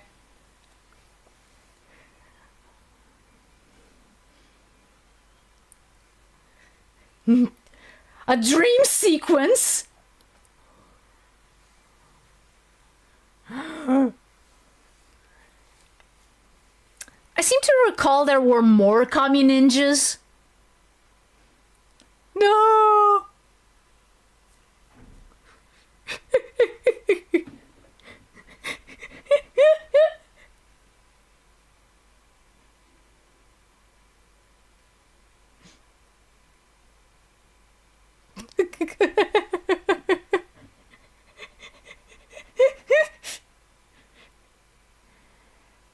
Cacao.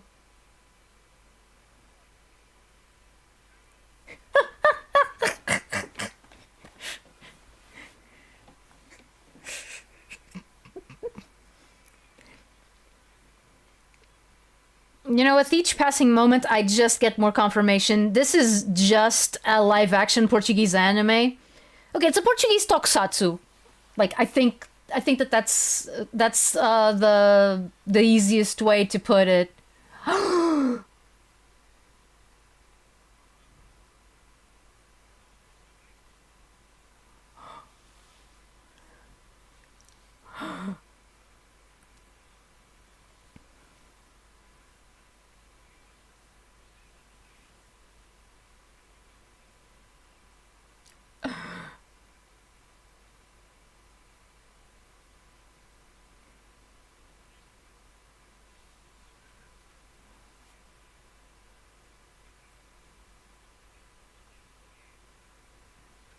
Listen to him. He was the first Portuguese king.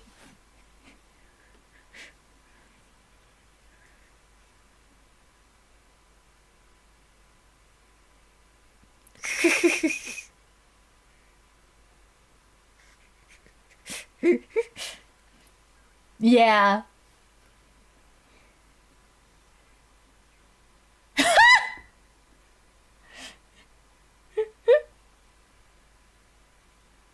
I am disappointment.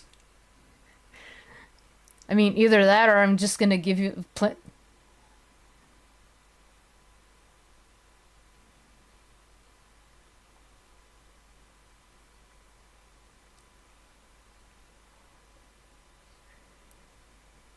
Okay, that leads to some problems. I mean, Power Rangers Super Set. Yeah. Yeah.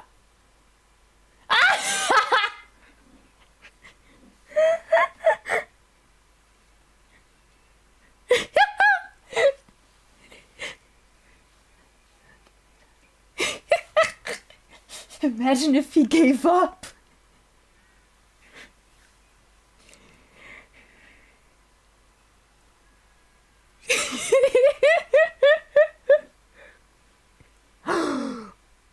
That means I can cut off my beard. Probably.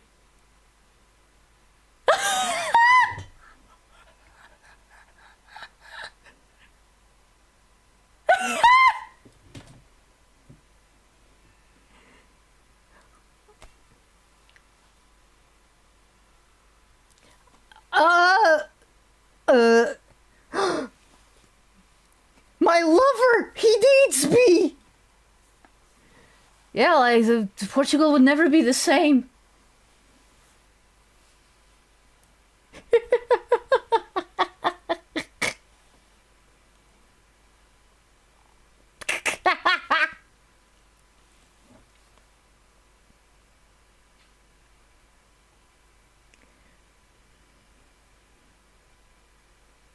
Man, I didn't know breaking out of prison was that easy.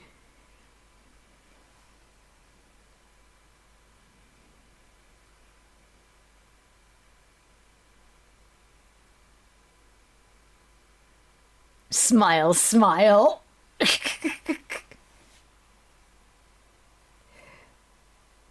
They didn't do the gag where he's like oh, I can't fit into this anymore.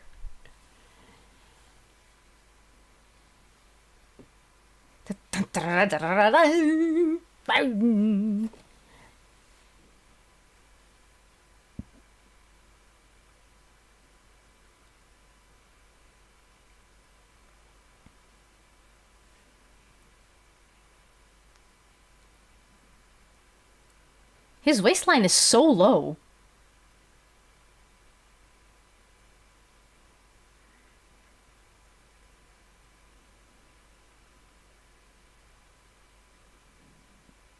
He was work. Oh no! Oh no! Partridge Kid found. Ah, jeez! He found his calling in life, and now he has to go back.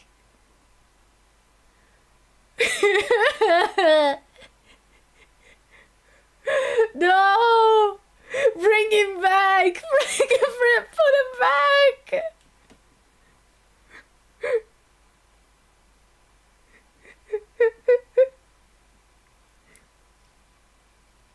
Like, what are they gonna do? Is that Professor Feathery?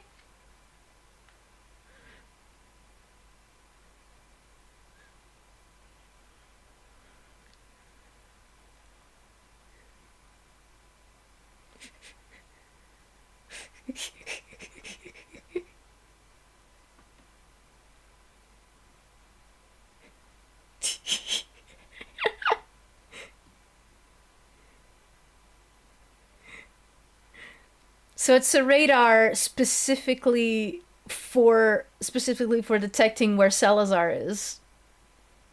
Ah! Oh, it's because it's the yellow one. I get it. I get it because you know the Power Rangers. It was a girl.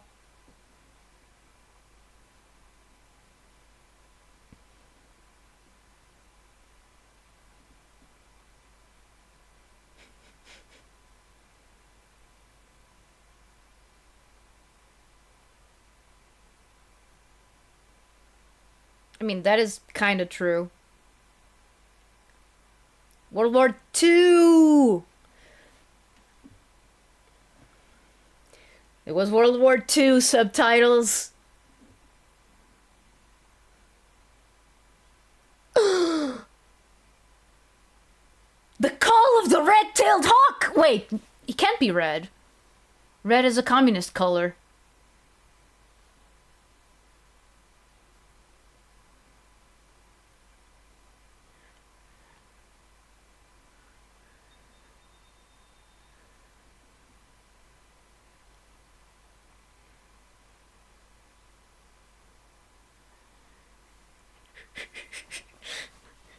It's time to Falcon punch everyone! From World Warfare, not specific.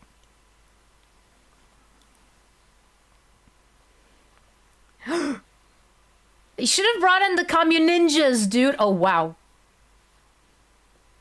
Yeah, maybe the Commun Ninjas aren't really gonna help you in this one.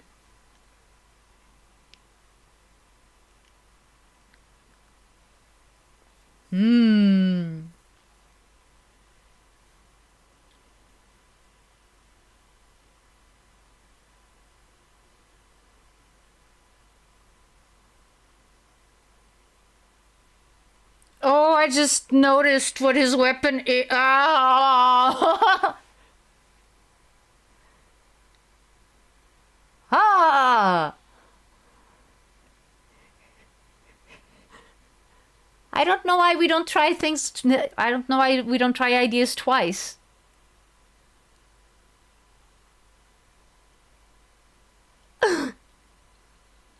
He has nunchaku!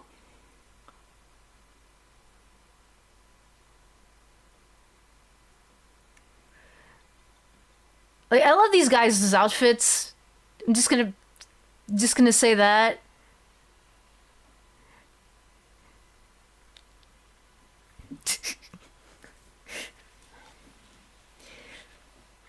By the way, if you don't know, Captain Black's weapon of choice is what we in Portugal call a katana. Yes, the word comes from the Japanese. But it's usually, but it's actually like, this has a name in English, I'm sure, but it's specifically a big knife that is usually used to cut down like brush and like like overgrowth. It was very used in the colonial wars. I'm just gonna say that. Like, it was the, yeah. So there's a little bit of there's a little bit of symbolism. Machete, yes. Yes, it's a machete. The Portuguese word for machete is katana. Go figure.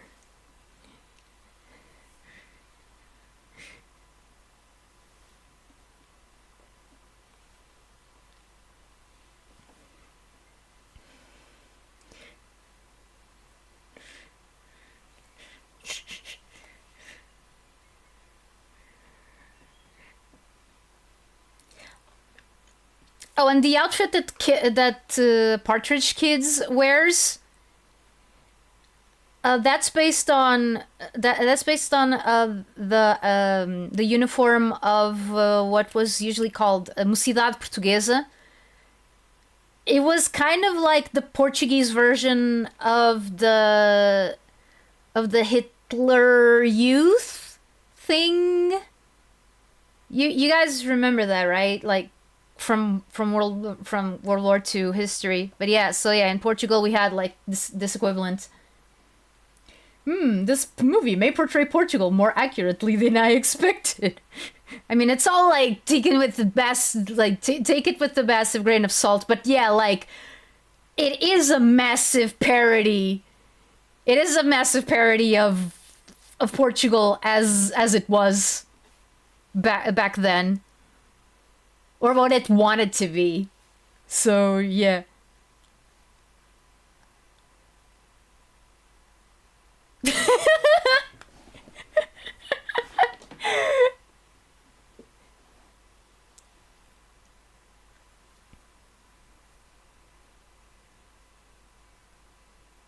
uh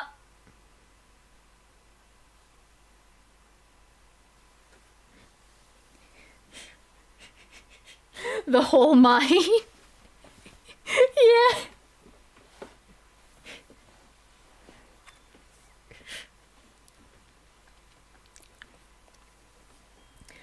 Oh no! He turned your weapon against you!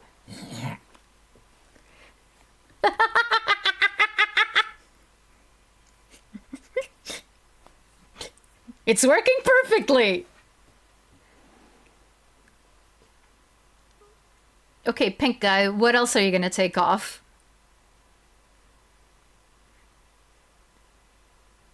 Okay, no, we're just gonna do kata, I guess.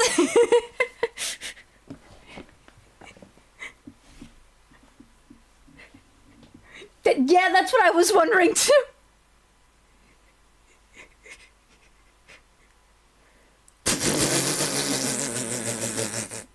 Like, it just keeps...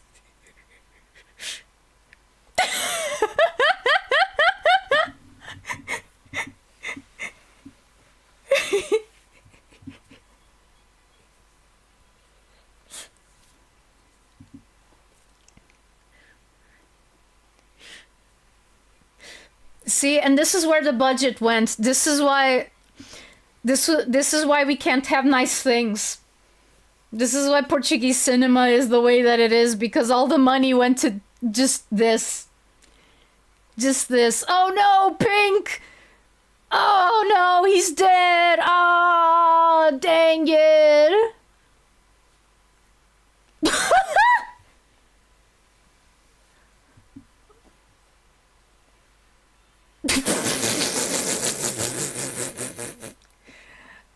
See, that's what we call like a callback, you know?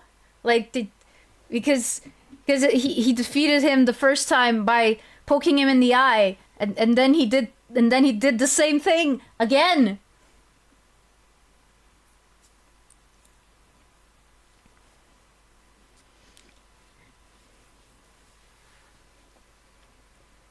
That is all I ever wanted to hear. Oh my god, that's actually what that is actually what he said.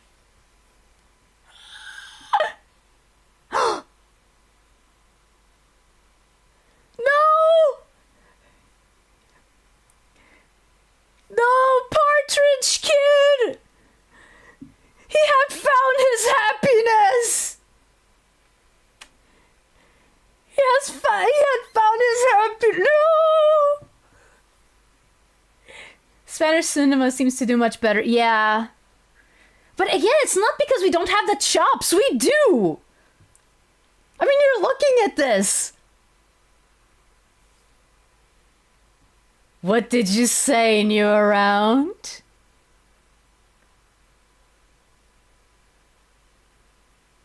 New Around did.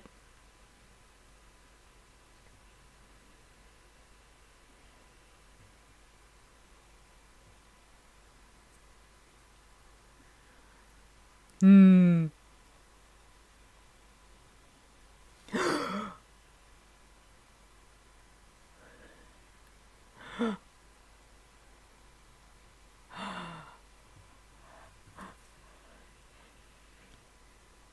Oof. You just killed my... He's been lying there bleeding this whole time.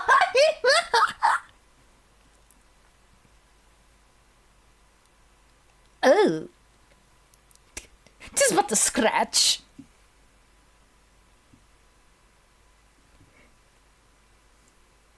Uh-oh. Uh-oh. Oh no. I think I remember this.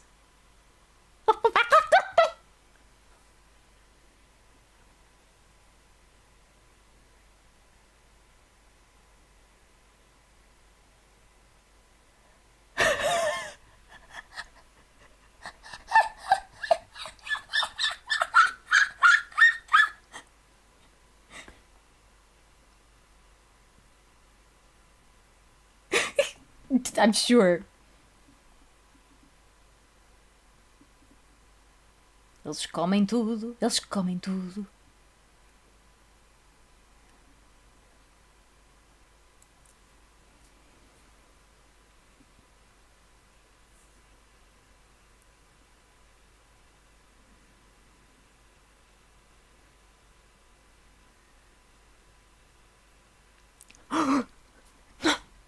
Not that! Anything but that!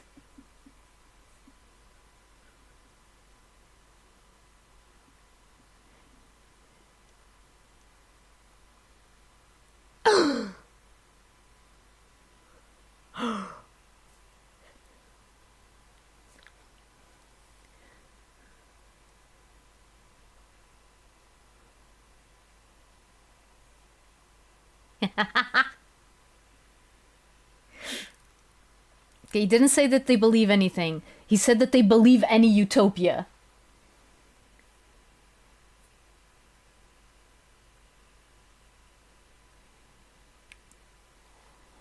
That is true.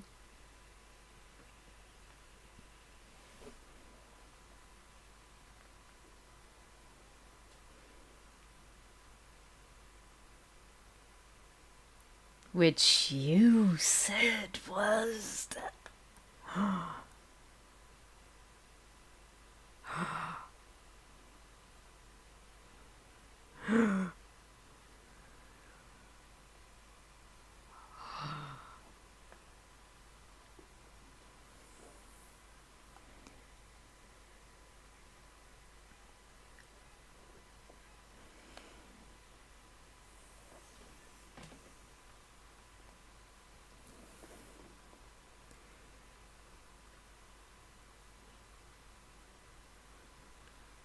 So they're gonna play chess.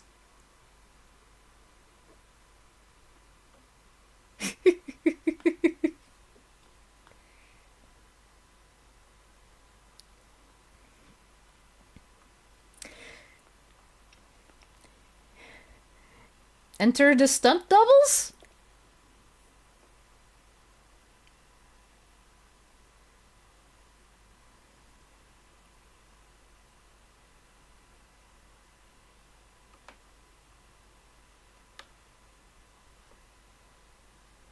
Whoa! I did not expect that.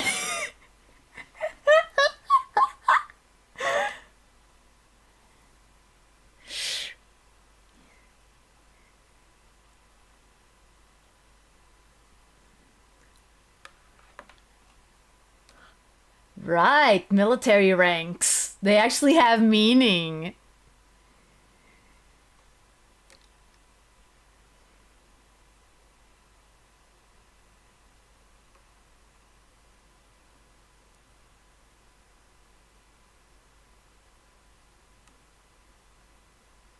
Huh. The lighting is telling me that this is dramatic. You're supposed to fight the fascists. Not join them.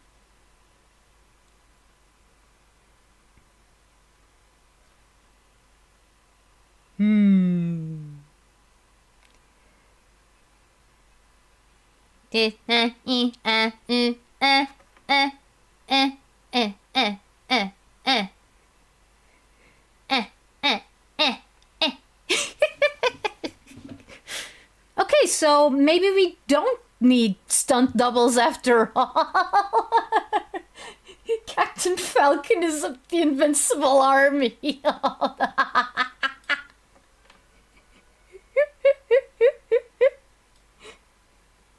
Star Wars. Yep.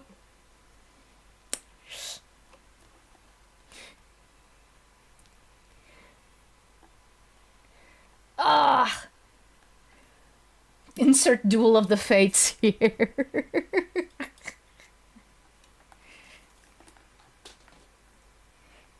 Together we will rule this country.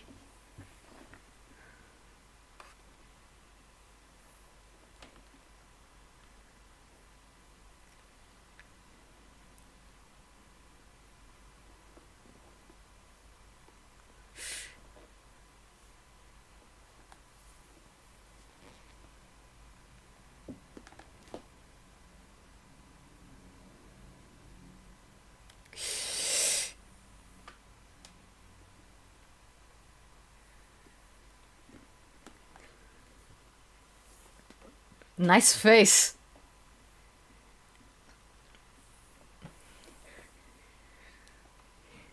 If you watch the show, you know Mark consistently gets beaten up more than he hits, but he never stays down. Unless he fights another Vtuber. Right.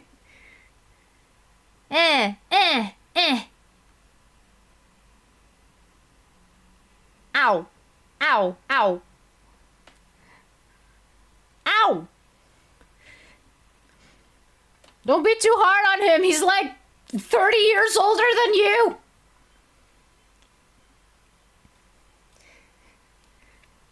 $30, $20? I don't know. Oh no, they're both choking to death.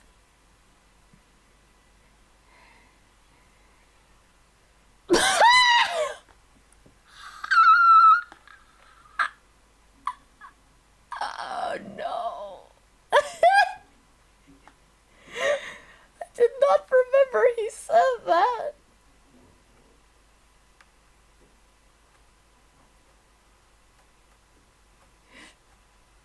Not unstoppable, not in... Viva la Bras! Oh, wait. Did he just... Yup.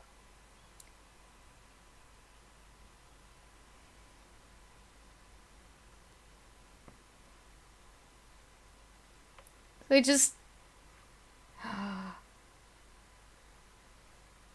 He just threw him off, just threw him from the balcony. Okay, yeah, that's one way. That's one way of dealing with your movie's antagonist. Ah!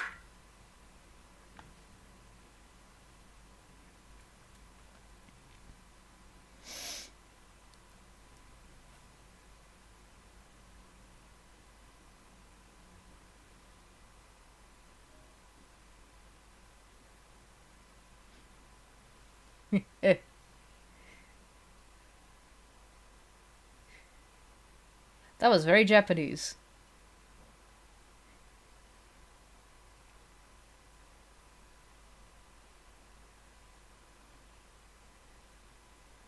Ooh.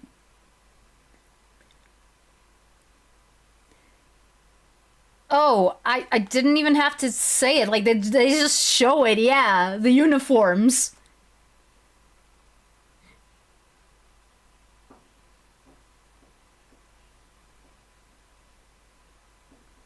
Uh-huh. Sure.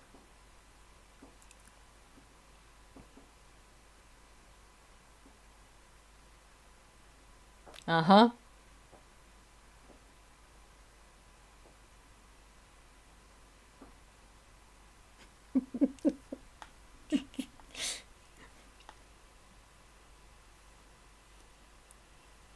Uh-huh. Sure.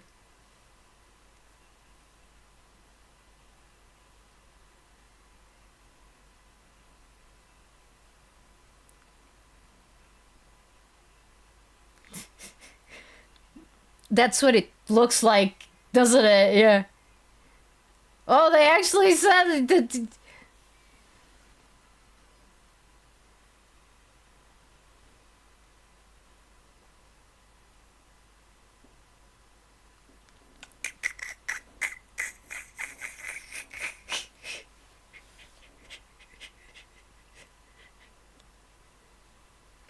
Saber quem sou, o que faço aqui, quem me abandonou,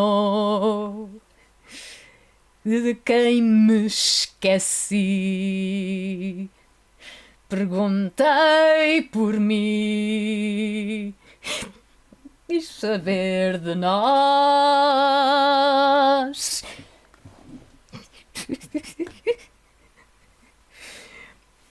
So yeah, the foregone conclusion of this movie is that yes, there was still a revolution. There was still a revolution. There is the thing that they tried so hard to stop. It still happened. So yeah, didn't I tell you?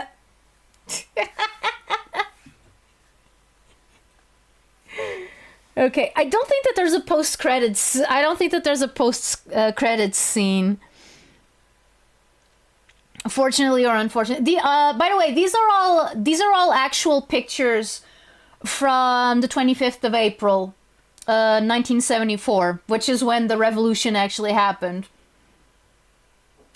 Oh right, the rock soup. The rock soup. Okay, so I don't know from where in Portugal this legend is, but there's this legend. There's this legend about this friar that used to go from place to place. Like he was kind of a wandering. Okay, imagine a wandering monk but Catholic, and he went from place to place. Like living on like alms and stuff like that, and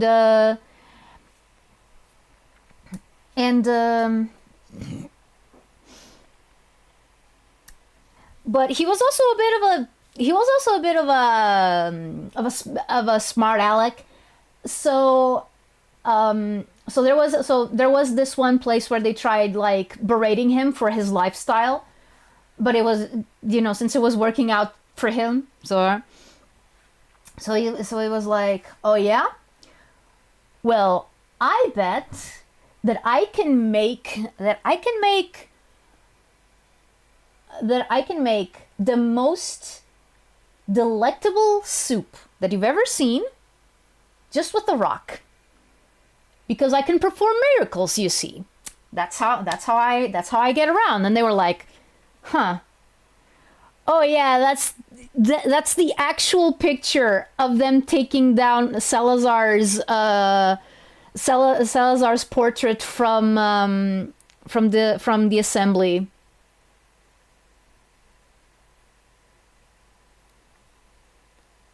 Okay, apparently there is a post-credits scene. I didn't remember this. I'll finish the rock soup thing. Quis saber de mim, perguntei por nós.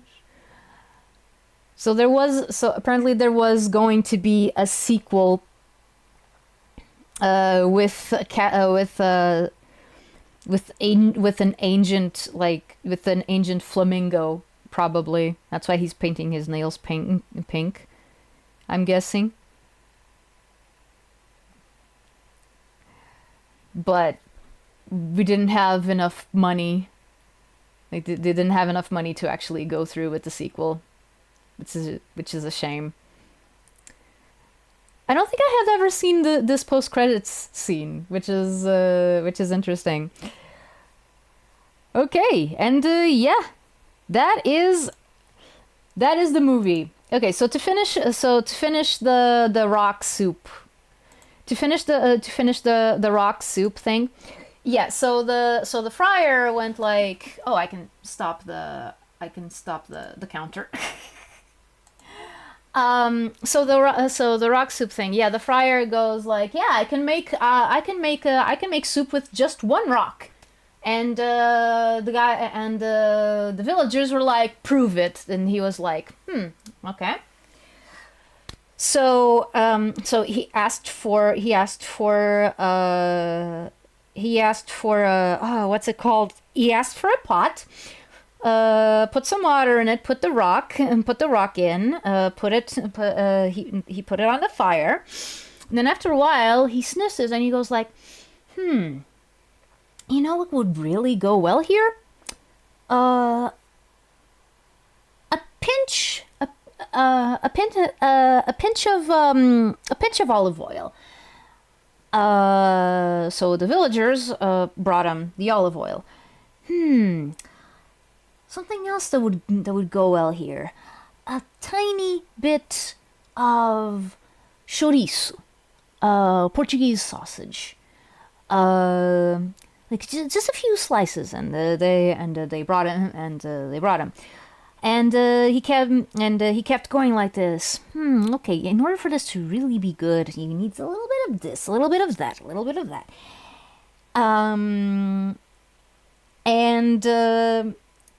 So the villagers kept bringing him these things, and at the end he ended up with, a good meal made from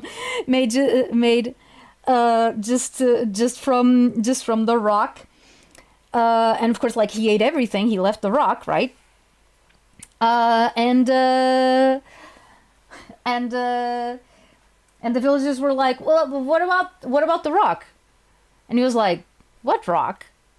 What rock? You guys just gave me what I wanted." And he just leaves. Fish and chips. Ite, Barney, how are you? So yeah, and there's an actual soup, like in Portuguese gastronomy, that is, known as a rock soup or sopa de pedra. And that's the whole legend about it. Like, I have no idea if he has any basis in reality.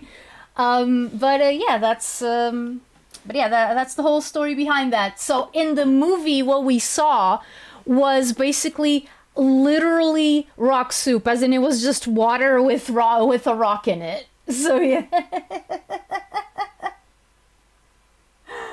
Enjoy the movie? We'll run another one. Join us this Christmas for the best season's Greason's movie ever made. El Día de la Bestia.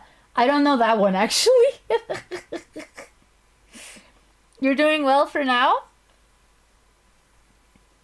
What, is something gonna happen? I mean, I'm glad. I'm glad you're doing well right now. But yeah. So yeah, this movie is just like, man, it really is just what I said. It's a Portuguese tokusatsu. It's just that. Oh, just work. Okay, yeah, no, that makes sense. That makes sense. But yeah, the like, did you guys enjoy it? Did you like it? Ah, man, it is like, it's hard to even say, like, it's pretty much that thing of like, what you see is what you get. Even though there are some things that need a little bit of explaining, like for example that other guy the one in the rock soup scene, yeah, unless you know about that show, which I don't know what was the origin of that. Let me actually check.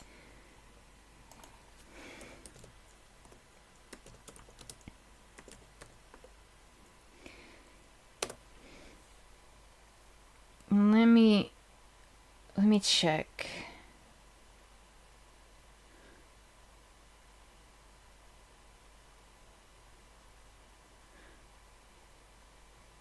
Wait a second. Is it a comic book or is it... Was there any mention of Goa? No, they didn't talk. They didn't mention Goa. Didn't mention Goa anywhere, actually. Okay. Oh, they're using the whole thing of, oh, something that I really do not like about the Portuguese language and about some things that have kind of stuck around and really shouldn't. Like, okay, so a lot of older people have this thing of calling cartoons banda desenhada, which is not what they are. Banda desenhada is comics. I don't have to tell you why calling a cartoon banda desenhada is wrong. Like, a cartoon is patently not a comic. So yeah, the Wikipedia page that I was checking for Major Alvega, which is that series that I mentioned, like, I was kind of confused. I was kind of confused when I saw it because série de banda desenhada, which supposedly would mean comic book series. And then I remembered, wait, it was some dumbass that decided, it had some animated parts, so it was a cartoon, so it was banda desenhada. It's not banda desenhada, you stupid old farts. It has never been banda desenhada. Banda desenhada is on paper.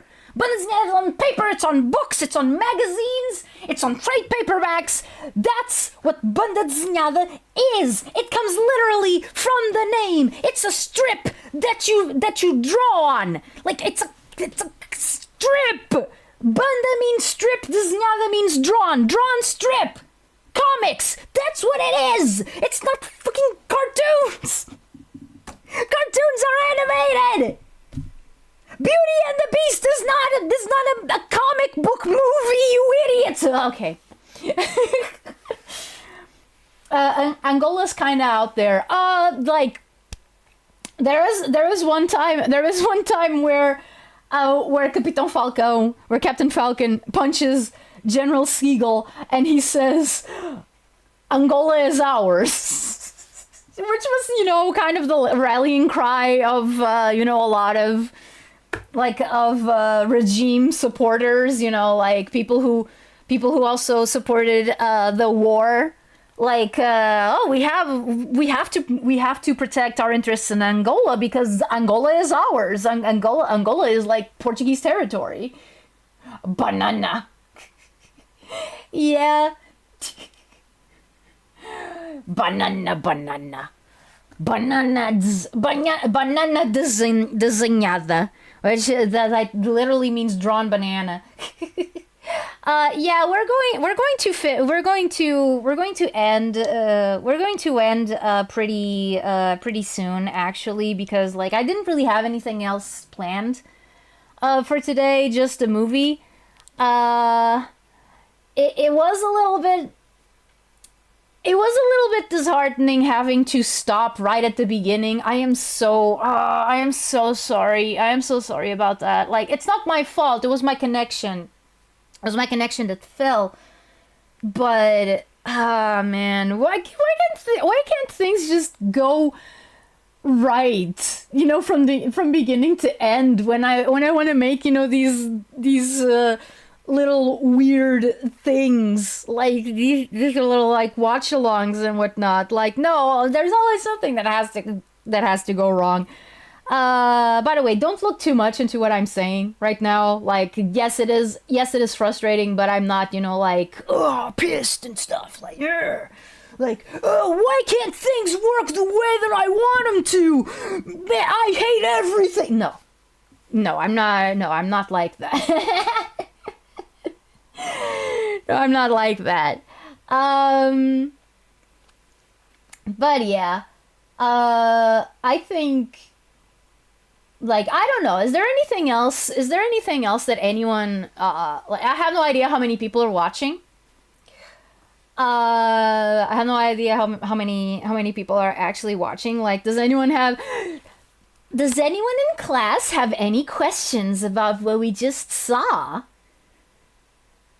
I mean, that is actually genuine. Like, because if you do have any questions, if you do have any questions that you feel like that I can like answer, just just shoot. Like, for the next 5 minutes, I think we can do that. Because I know that there was a lot that was very confusing. Yeah, no, that's okay, Barney. That's okay.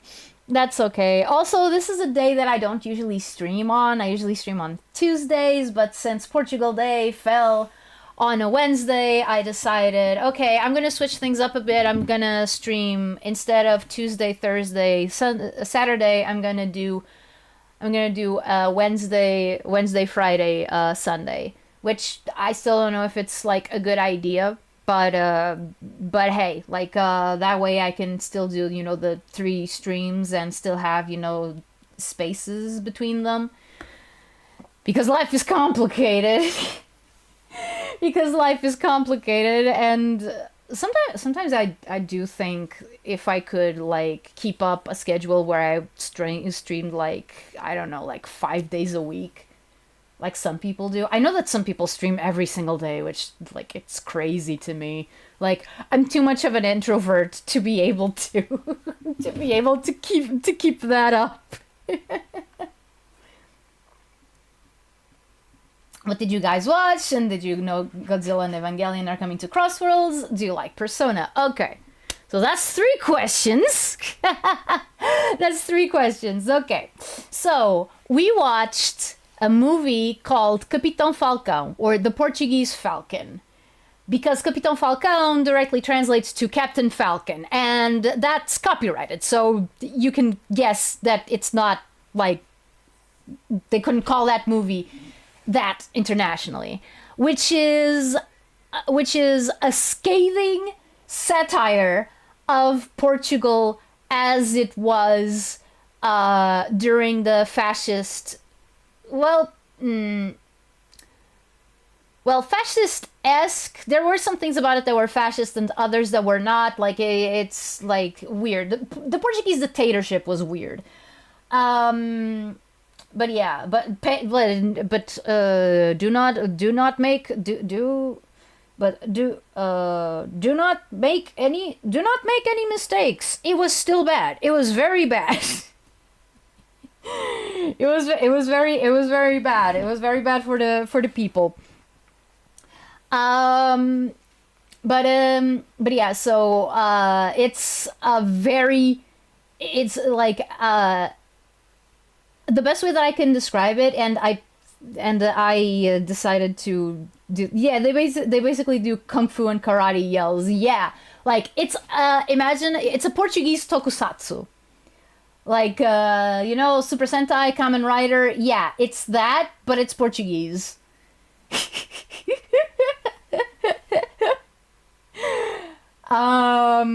So yeah, and it is a very interesting, it is a very interesting movie because usually Portuguese cinema is not like this at all. It barely makes concessions for movies to be able to be like this, to not take themselves seriously, to just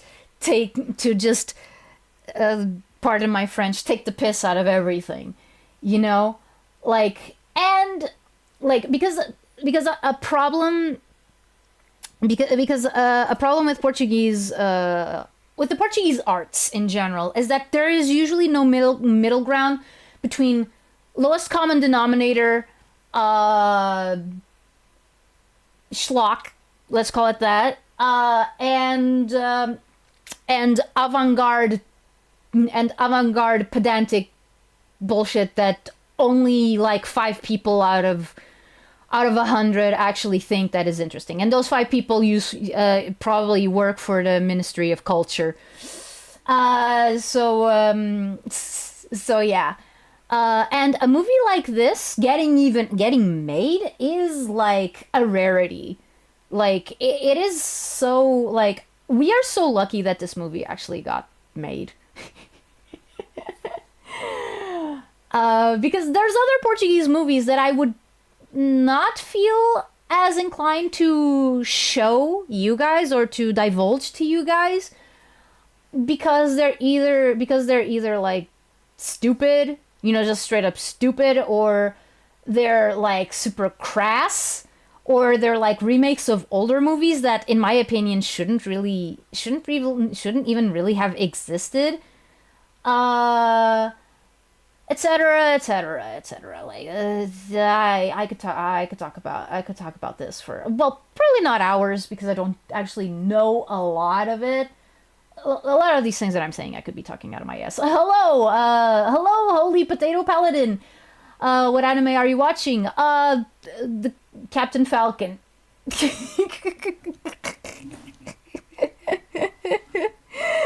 Oh, it's the Portuguese Falcon. Like I said, it's basically Portuguese tokusatsu. Yeah, set in the dictatorial regime, also known as Estado Novo.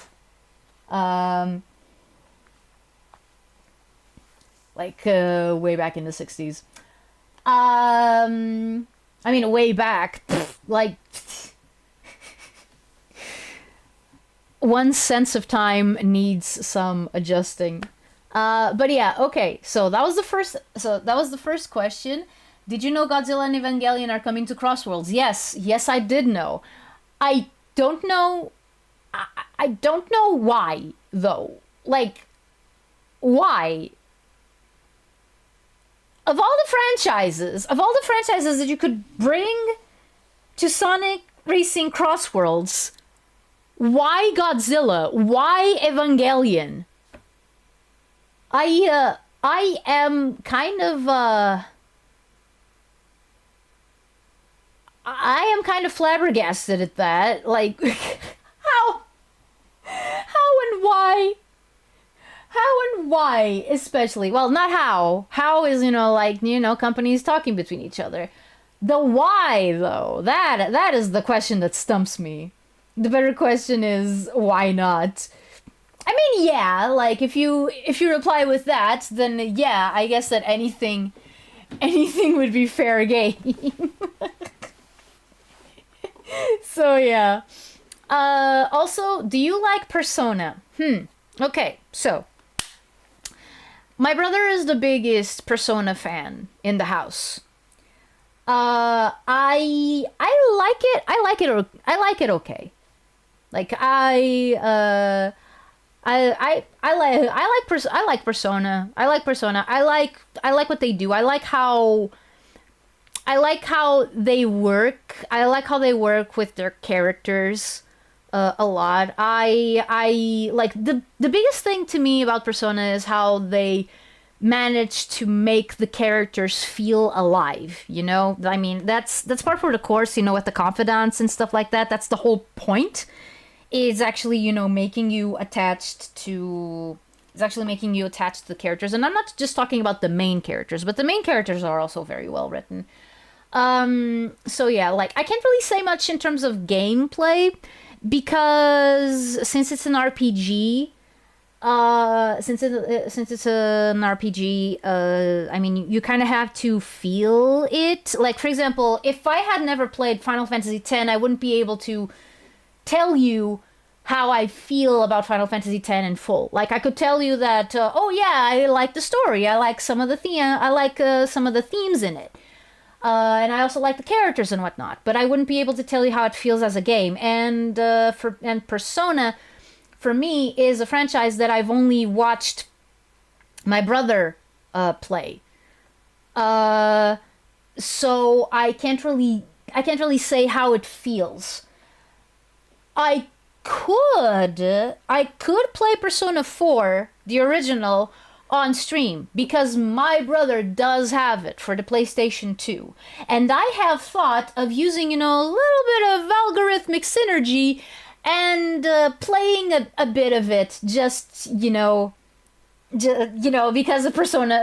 because of Persona 4 revival. Yeah, like I thought of maybe playing it. But I think, but one thing is that I don't know if playing not playing video games, playing RPGs is a good idea for my streams, unless I am able to master the art of yapping and playing at the same time, which I am still very bad at doing. I'm a bad streamer. Apologies for that. We crossing worlds with this game, yeah. I wasted all my money on Wuthering Waves. Gotcha. I am broke. Oh no, no! That is the one thing that they warned you not to do with gotcha games, dude. No. The series taught me some life lessons and stuff. Oh yeah, no, it's also really good with that. Like, it's usually like the thing about Persona is that it's insightful. It's very insightful, and that makes it that alone makes it very like immersive. Like you actually feel like you know this place and you know these characters and whatnot. So yeah. But yeah, and Persona 6. Persona 6.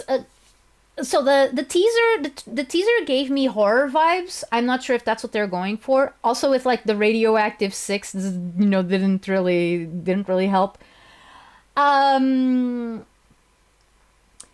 But yeah, like, I wouldn't be surprised if they were taking cues from some other like horror game franchises that never really left Japan. Like, for example, I know of a few. What's its name? What's its name? Twilight Syndrome, I think. If you watch Punchy's videos, Punchy being a YouTuber that like he's not all that popular, but I like his videos a lot, and they do get they do get like tens of thousands of views, so I think that he is fairly successful. And yeah, and one of the videos that he made was on this video game named Twilight Syndrome, and it revolves around three middle school students. I think they're middle school. I could be wrong. And their dog, and they go around their town solving mysteries and stuff. And it's a very like grounded type of game. So yeah, so they try to figure out like if things have like a supernatural bent to them or not, etc. Some things do, some other things don't. So yeah, and I wouldn't be surprised if Persona 6 is gonna take a page out of that sort of game, because the Twilight Syndrome formula, which is actually lifted from a different franchise that I don't remember the name of. Also, welcome back, Smoker. Um,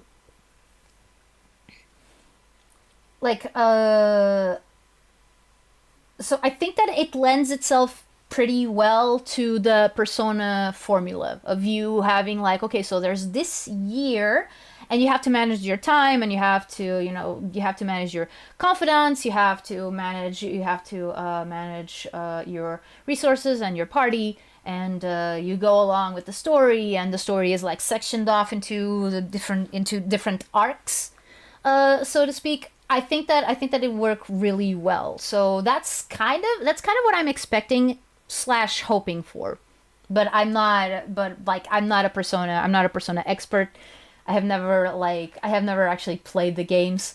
I'm probably gonna, yeah, you know what? I'm probably gonna play Persona 4, just to get a feel of what the game plays like, because I know what it looks like. I know what it feels like to watch it being played. I don't know what it feels like to actually play it though. So yeah. Seems I got to the Godzilla and Crossworld part. The reason is simple. IDW is doing a comic crossover, so it's time to take the chance with the license. I mean, yeah, but why is IDW doing a crossover with Godzilla? That's my question. I recommend Persona 4 Golden rather than the base Persona 4. Well, that is a problem because I don't have Persona 4 Golden. I only have Persona 4. So yeah, a little bit, okay, sorry about that, but yeah, we would be playing just plain vanilla Persona 4, because it's the version that we have.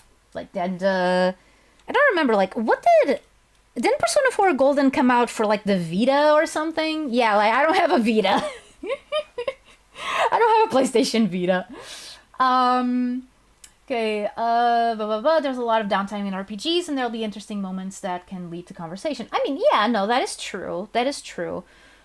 You know what? Maybe I'm thinking about this wrong. Maybe Pokemon is the problem, because I think that Pokemon is the only RPG that I've actually tried playing on stream. And Pokemon is a very specific type of RPG. It's a monster collector, which means that a lot of times everything just stops while I'm figuring out my team. While I'm figuring out my team, and unlike with most regular RPGs where you can pick from, like, I don't know, a maximum of like 10 to 12 characters, you have hundreds. You have hundreds of characters to pick from. So maybe that's my issue.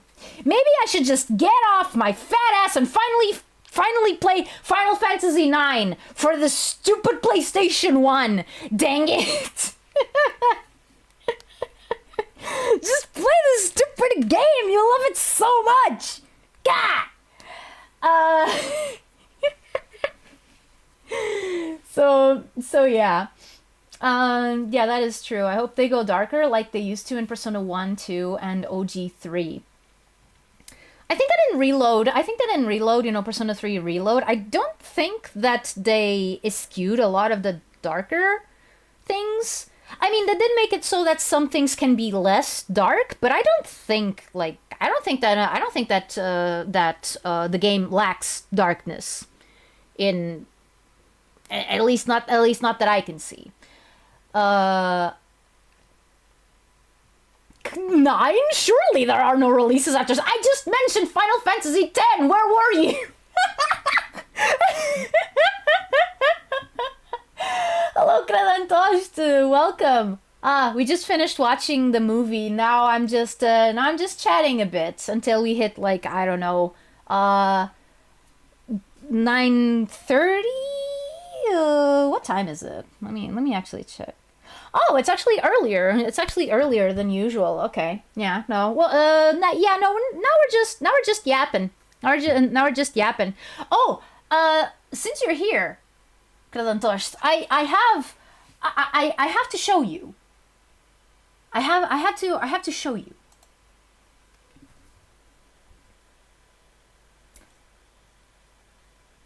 Do you know I have Seto Kaiba here?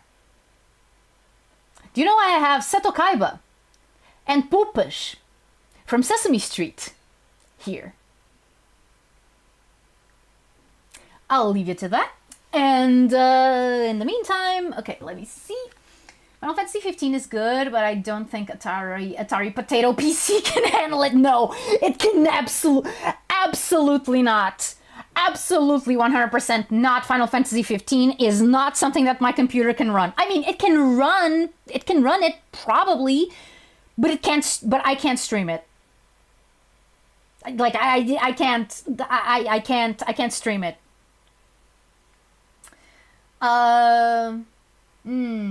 Yeah, no, okay, yeah, no, I get it, Barney. You mean that, okay, so, like, Reload is more in line with Persona 5. They're basically using Persona 5 as, like, the baseline for the remakes, and I'm gonna guess, the Personas going forward.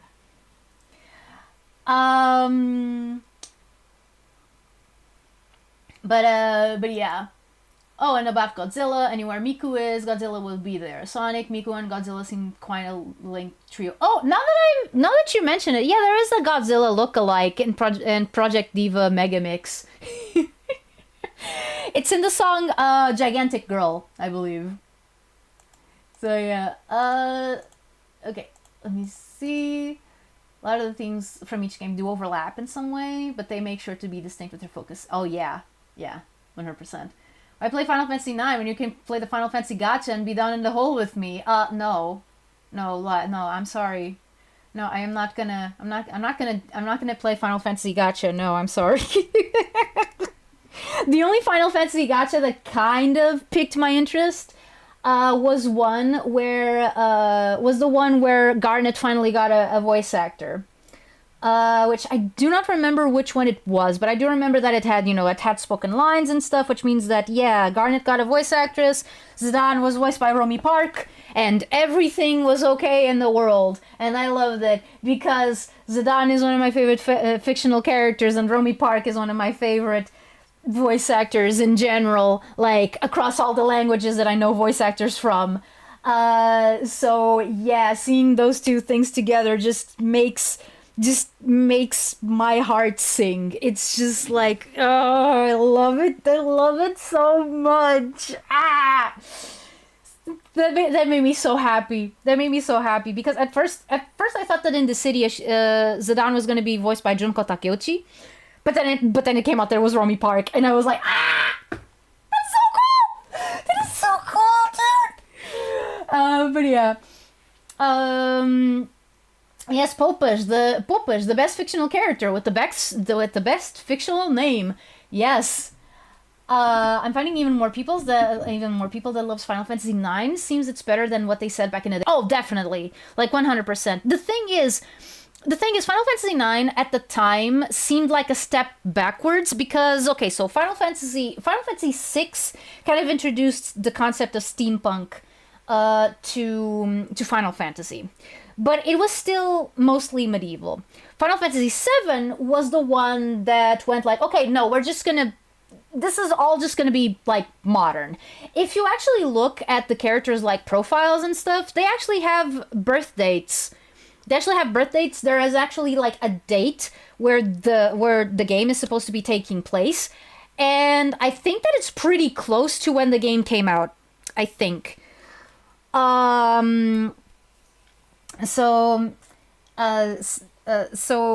yeah, like Final Fantasy VII went all in with the modern stuff, then Final Fantasy VIII followed suit, and Final Fantasy IX by being like a throwback to the original to the original Final Fantasies, and being more fantasy based, even though like it owes a lot to Final Fantasy VI, like the whole mixing in of steampunk and whatnot.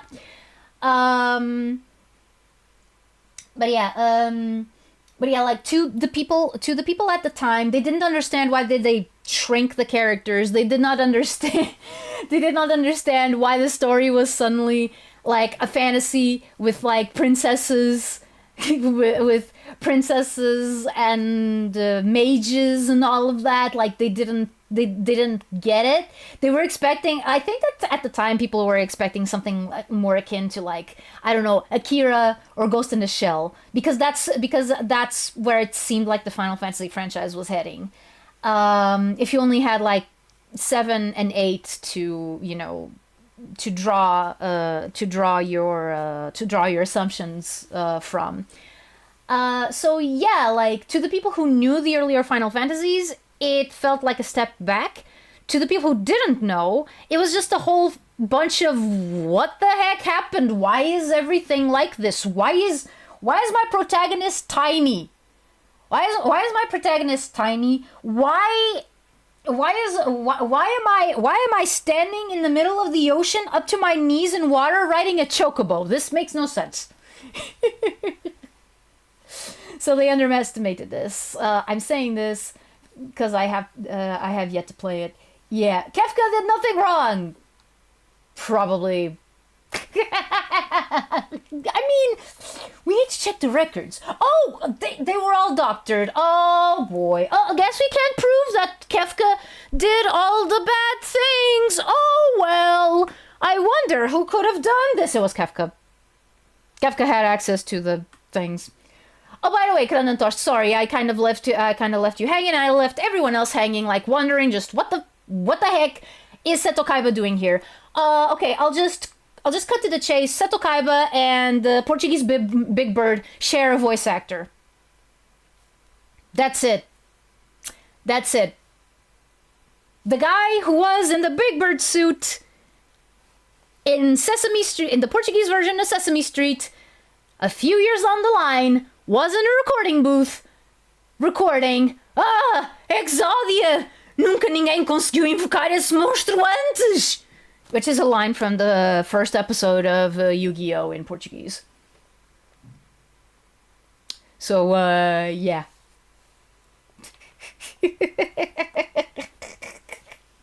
Yes, Final Fantasy 15 is the one with the K-pop guys, yes. The K-pop guys and the product placement by Cup Noodles. which are, as we all know, if you add the freshest ingredients, the ultimate flavor experience. Yes. It was a little bit late for emo. Like, Tokyo Hotel was a thing like 5 to 10 years before Final Fantasy 15 came out. But wait, no, wait. No, wait a second. I just remembered that Final Fantasy 15 was announced in 2007. So it would have been right when that kind of stuff was popular. So, okay, yeah, no, you're right. It's an emo band. It's not K-pop.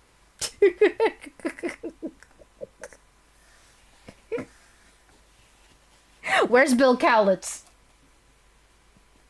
He's not here. Him and his glorious mane. Oh, man. Final Fantasy 15 made my dream of being a K-pop prince with the boys into reality. You know what? The funny thing is, I didn't know about that. But since he left those pics there for so long, I asked, why would Atari do this? And they literally thought they have to share a Portuguese VA. I mean, yeah, you know me too well. Okay, I can take him out now. Take him out for a walk. Exodia! Eso no puede ser. Nadie ha podido convocarlo.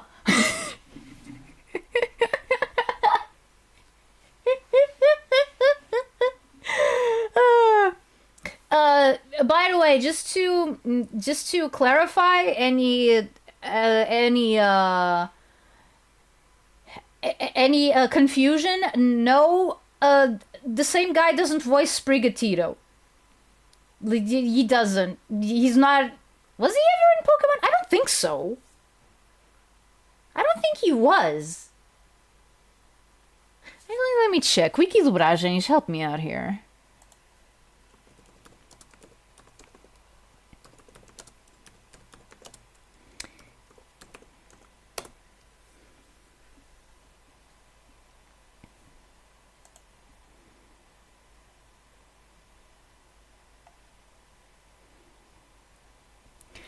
Let me see.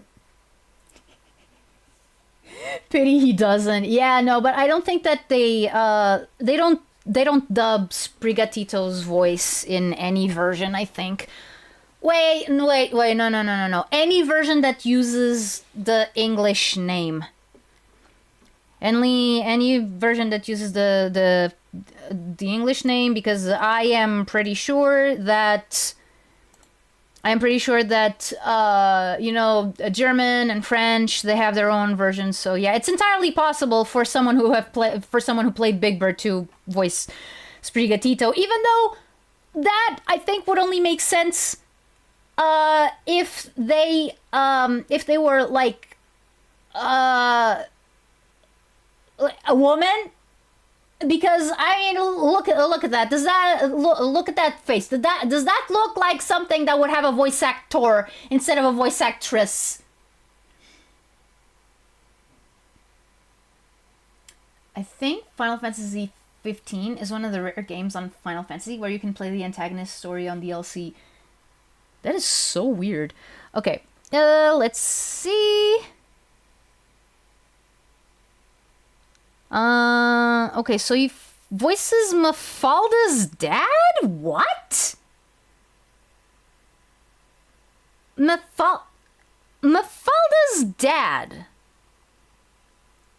Mafalda's dad. Just Mafalda's dad. He doesn't voice anyone else. Just Mafalda's dad. Okay. Like in that Mafalda movie that is not actually like a movie. That it's not an actual movie. It's just a collection of strips that they decided to animate. Yeah, it's Sweet Cat. Okay. Oh.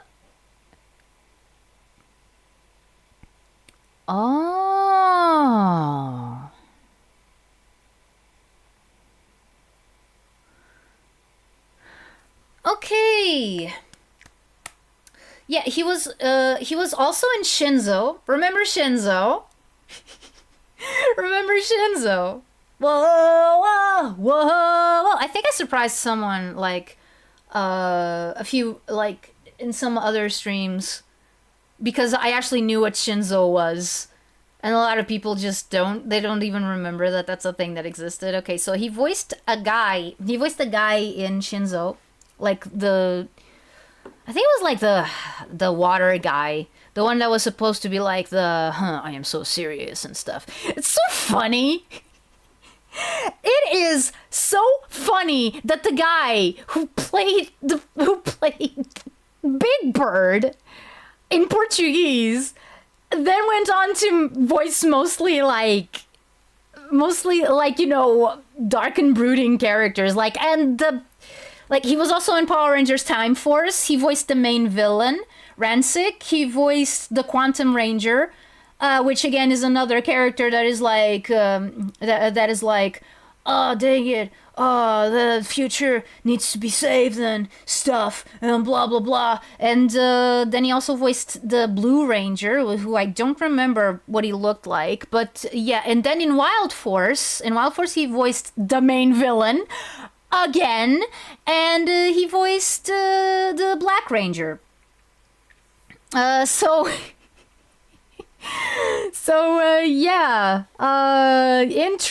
Interesting. Very interesting.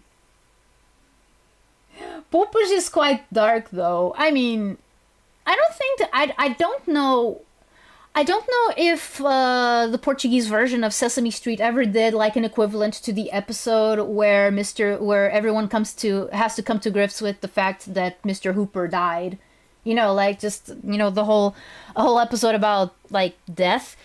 That would still that would still be pretty like recent-ish in the minds of the people who made Sesame Street when Sesame Street made its way to Portugal. Because when did Sesame Street start in Portugal? Let me check. 1969. Okay, so it started in Portugal on the 6th of November.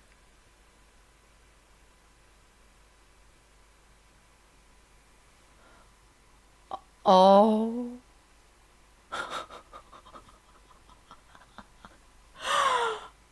Oh my. Oh. Okay, this is such a tiny thing. But okay. So, while I was looking for the song to open this stream, which ended up being, the opening screen of the state television, RTP, Radio Televisão Portuguesa. So yeah, like I went with the 1964 version of that. But while I was searching for that, one came up that was from 1992. The same thing, but from 1992, which means, with 90s graphics and whatnot. And my idea was to watch it to see if I remembered it, and I did, which was amazing. But like it cuts right when it was going to tell you like, okay, so next up it's going to be this, and then it's going to be that, and at 11 o'clock we'll have this. And at 9:30 on the 6th of November, 1992, which is when that recording that I watched today was made, Sesame Street was turning 5. 3. It was turning 3 years. Like, it was turning 3. It was turning 3 years of broadcast, of televised broadcast in Portuguese television, like, to the letter, 6th of November 1999 to 6th of November 1992, which is just so happens to be a random video that I watched just because I wanted to see if I remembered the logo, and I did. So, like, what? Oh, that is amazing. That is.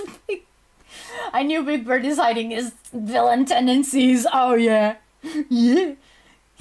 I'm still finding it weird to hear about Mafalda outside of Latin America. Get used to it. I'm gonna mention Mafalda a lot more times. Yeah. Never saw it live. I only have a home recorded VHS tape with the circus about a counting thingy. Oh, I should actually try to do some research into because I have a whole bunch of like 3-hour, 2-hour VHS tapes just with Sesame Street, like recordings of the first times that those episodes aired on TV. And I don't know when those episodes aired, but there might be a way to find out. Now I know when it started. Now I know when it started. I need to find out what the very first episode of Portuguese Sesame Street is, because I have a feeling I might have it recorded. Hello, who Sesame was younger than me? Yes. Yeah. It's like, dude, the coincidences, man. Like, I could have been looking for this any other day. But no, it just so happens that today I saw something that just happened to air on the third anniversary. On the third anniversary that Sesame Street started airing in Portugal. Like, if you play those tapes backwards, is there a message in it? I would very much advise you against playing those tapes backwards. Because if you do that, it's very likely that they'll get damaged. And please don't do that. Please don't play your tapes backwards. It's just a bad idea all around. Don't do it. It's common PT culture to only watch Sesame Street and home recorded VHS. Yeah, even though there were some official VHS tapes out there, but most people had it just, you know, recorded off of TV. Let me see. Luís Velez, Jorge David, Paula Pais, who was later Yoli in Digimon Zero 2. Adrian Luz, who was Kermit, and he still is Kermit whenever he shows up. Cláudia Cadima, Fernando Gomes, José Jorge Duarte. I had voice acting classes with this guy, with José Jorge Duarte.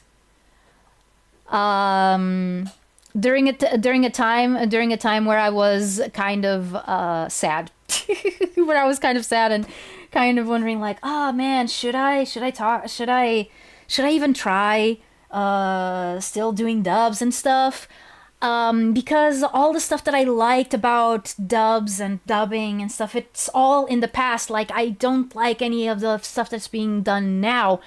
And he told me not to do that. He told me basically,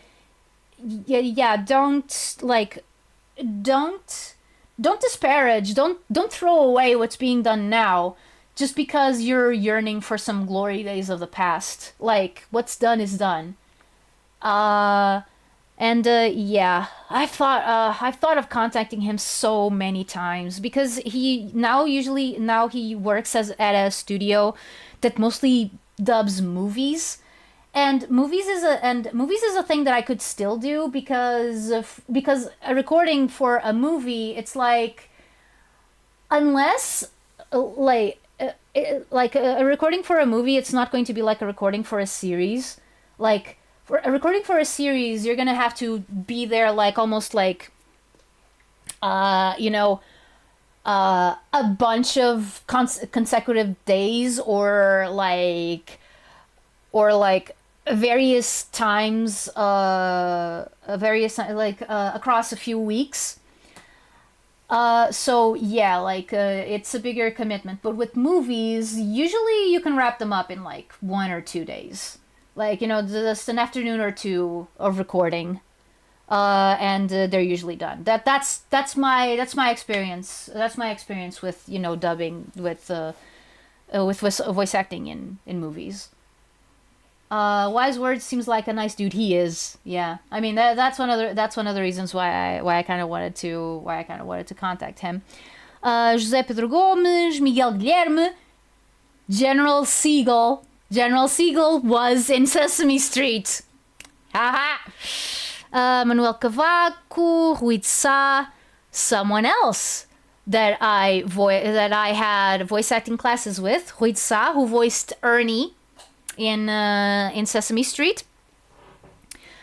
Bert is voiced by someone who, if you've been tuning into my streams lately, you've heard him, because he's the guy who voices Vinny in Atlantis the Lost Empire. Also, less importantly, he's Mickey Mouse. He's the Portuguese Mickey Mouse. But he was in Sesame Street, and that's what matters. Let me see. Other names. There's a few names that I don't remember anymore here. But there's a lot, like, this is just like one of the best dubbed products that we had.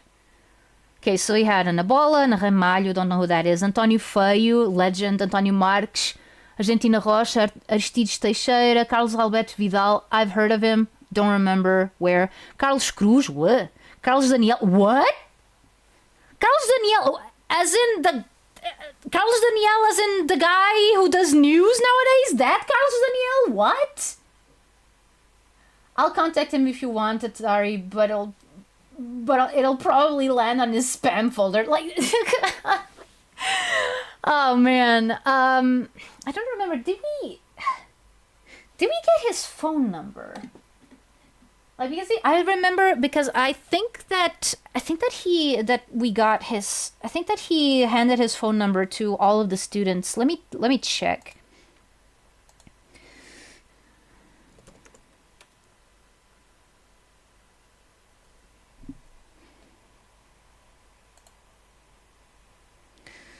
Let me check.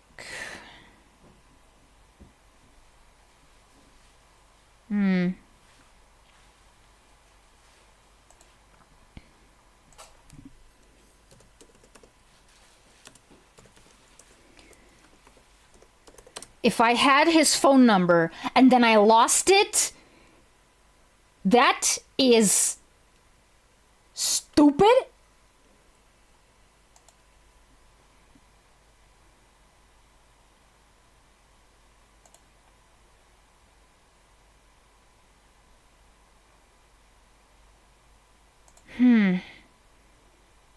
Just scouring my emails. Scouring my emails.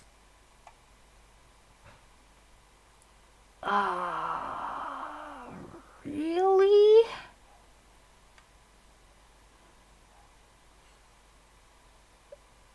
Oh, wait. Wait, I want the older ones. I want the older ones.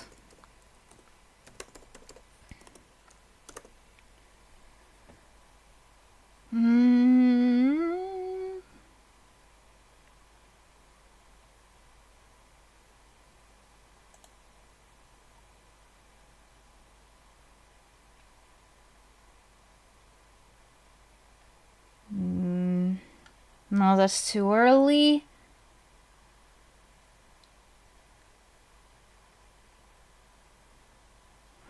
Really? Really? Did I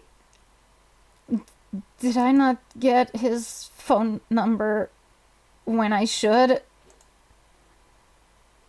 And now I'm just screwed.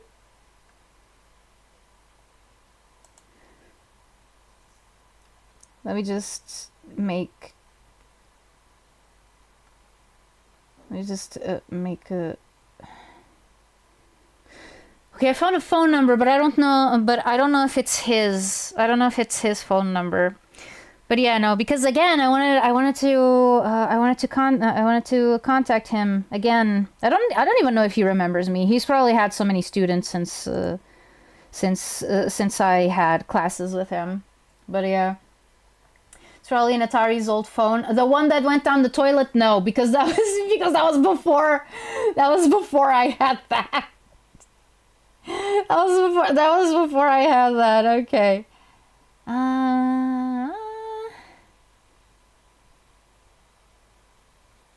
Okay. One thing that I definitely like seeing in these emails is that he liked the class a lot. He thought that we were really good. So yeah. So that's cool. Okay, let's see. Carlos Freixo, my hero. This one I do have his phone number. I do have Carlos Freixo's phone number. The thing is he's retired. He only comes back to do like a couple of things every now and then, so he's not really like a force to be reckoned with as he used to be in the dubbing scene. Like, he can still throw his weight around, but he's not like he's gotten tired of the bullshit that went on in a lot of this in a lot of the space, and I completely understand. Carmen Santos, Cristina Carvalhal, lady who voiced boys back in the day, she's really good. Diogo Doria, don't remember who that is. Fernanda Figueiredo, Sailor Moon. Portuguese Sailor Moon. Fernando Luís. Sully Pacha. He's basically the Portuguese John Goodman, even though he doesn't look anything like he doesn't look anything like him.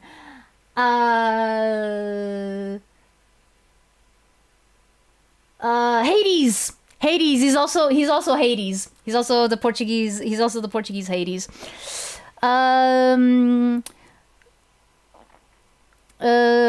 Fernando Mendes, yeah, pretty well-known comedian. Didn't know that he was here. Helena Isabel, she used to do a lot of dubs, but then she dropped out before I actually, became well acquainted with dubbing actors. Isabel Ribas, Anastasia Esmeralda, the official voice of Daisy. The official voice of Portuguese Daisy, among many other things. She's been around for a very long time. João de Carvalho. If this is who I think it is, this is Uncle Iroh. This is Uncle Iroh and the captain in WALL-E. João Perry. This is one of the old guard. Really old guard. Really old guard. Like his voice is recognizable to me, but not exactly. Like I don't. But like I wouldn't be able to tell you what he sounds like. João Constantino. He voiced a bunch of characters, but none that I think are popular enough that I think. He had like a guest appearance in Rurouni Kenshin. He voiced Jinbei, the guy inspired by Gambit. For example, he's also no longer with us, which is a shame. Same with the next guy, Jorge Serra. Who did he voice? Who did he voice that would be interesting? Like they were both in puzzle. They were both in the Puzzle Place, which is still like a formative show for me. Like even though it was born out of a very like American mindset, it really spoke to me like a lot. The Puzzle Place is like one of my favorite childhood shows. João Constantino voiced Ben, who was the Nordic descendant guy, and Jorge Serra voiced my boy Sky, who was an Apache indigenous kid. Can't connected from that email. This email is like a business. This email is like a business email. I don't know if it would be, appropriate. Don't worry, just contact your classmates and ask for his number. I didn't keep anyone. Well, actually, there was one. He usually showed up in these streams, actually.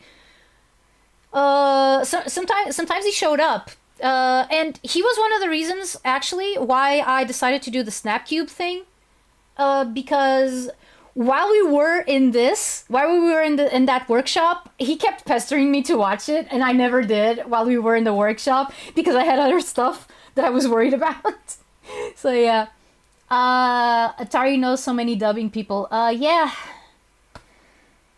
This used to be my life.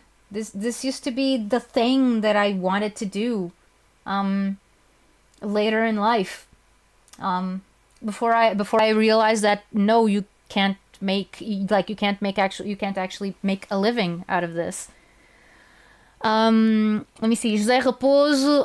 Okay, José Raposo is a legend. He's Pumba, and that's one of his most iconic roles. He's Portuguese Pumba. He is King Candy. He is oh man, why am I not remembering? But he's like he's a lot of characters. Like I'm choosing not to open these guys' pages because I know that I'm just gonna get lost. So like no, you get Pumbaa and King Candy, and that can give you an idea of his range, I guess. Okay, José Wallenstein. I should know this guy. I don't. Lucilia Pereira, don't know. Luís Mascarenhas, the official voice of Pete nowadays. Pete from Mickey and whatnot. He has this voice that he's able to talk like this, like supernaturally, like if I do that for more than 5 seconds, it wrecks my throat. But not him. He just naturally sounds like that. Oh, he was also Kerchak. He was also Kerchak in Tarzan. Luísa Cruz, don't remember. Luísa Salgueiro. Also pretty iconic lady. She voiced one of the nephews. Used to voice one of the nephews. And other characters.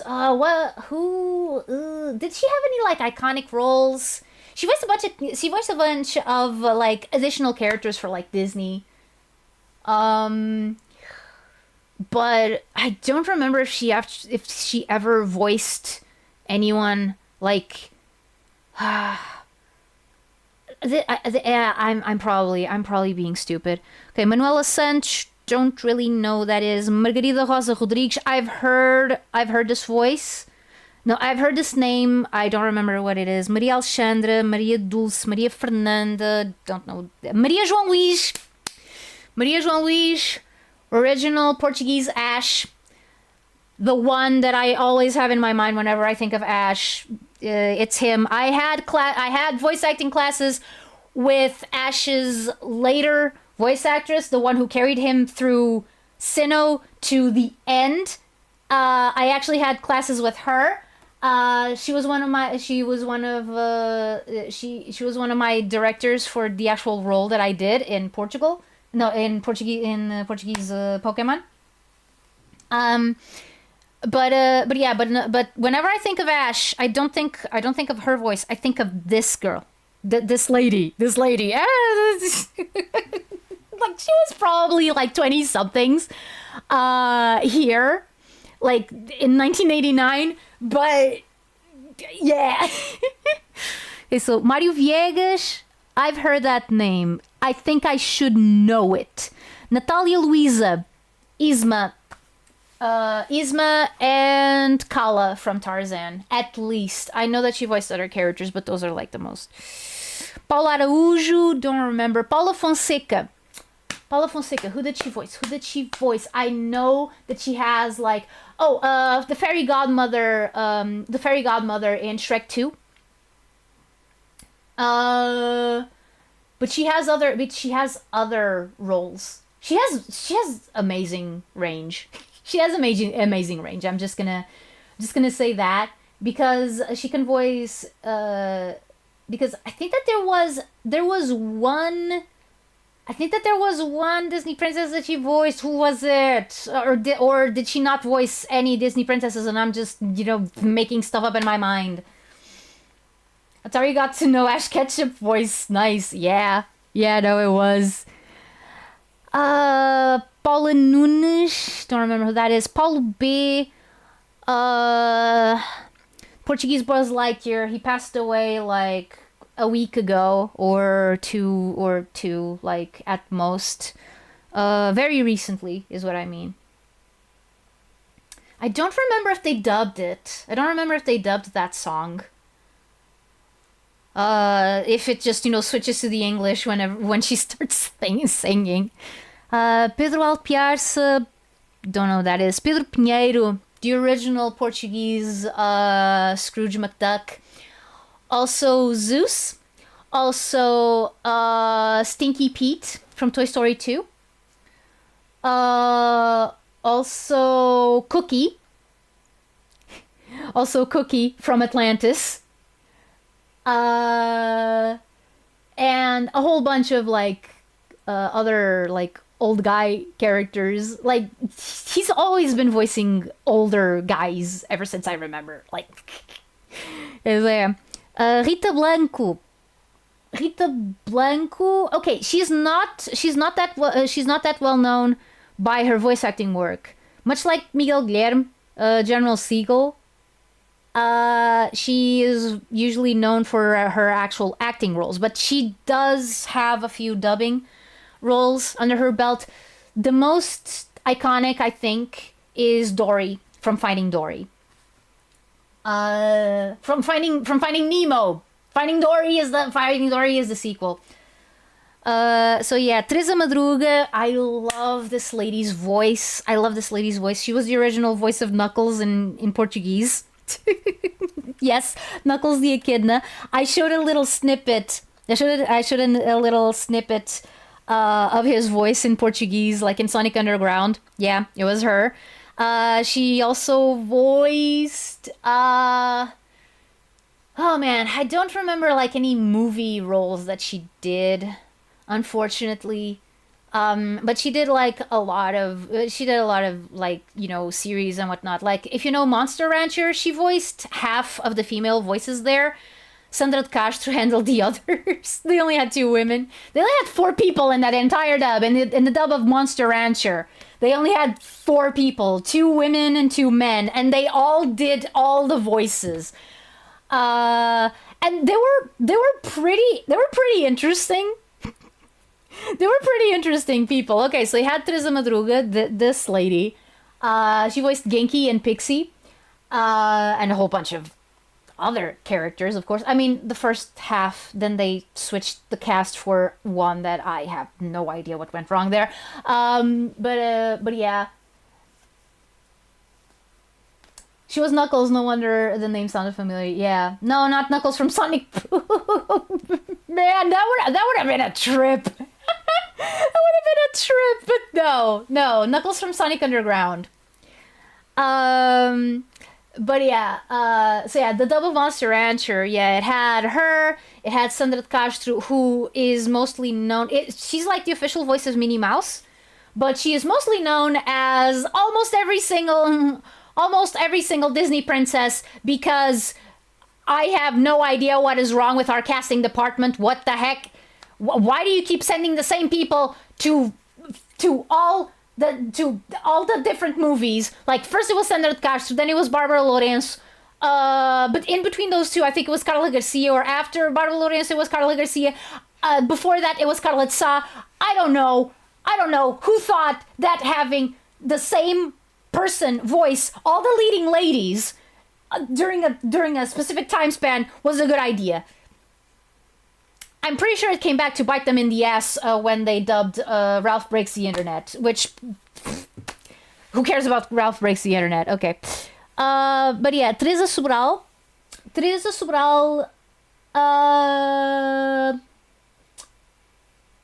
who did she voice in Disney movies? Oh, she's Bo Peep. She's Bo Peep in Toy Story. She gave up dubbing a long time ago because of the low pay.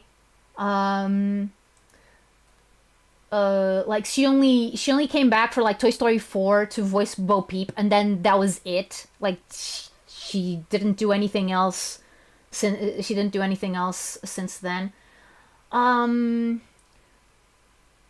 You guys remember that DreamWorks movie Sinbad? She voiced Eris. She voiced the main villain in that one. Oh, and she voices Captain Amelia in Treasure Planet. So yeah. Oh wait, Paula Fonseca is Nani. Paula Fonseca is Nani from Lilo and Stitch.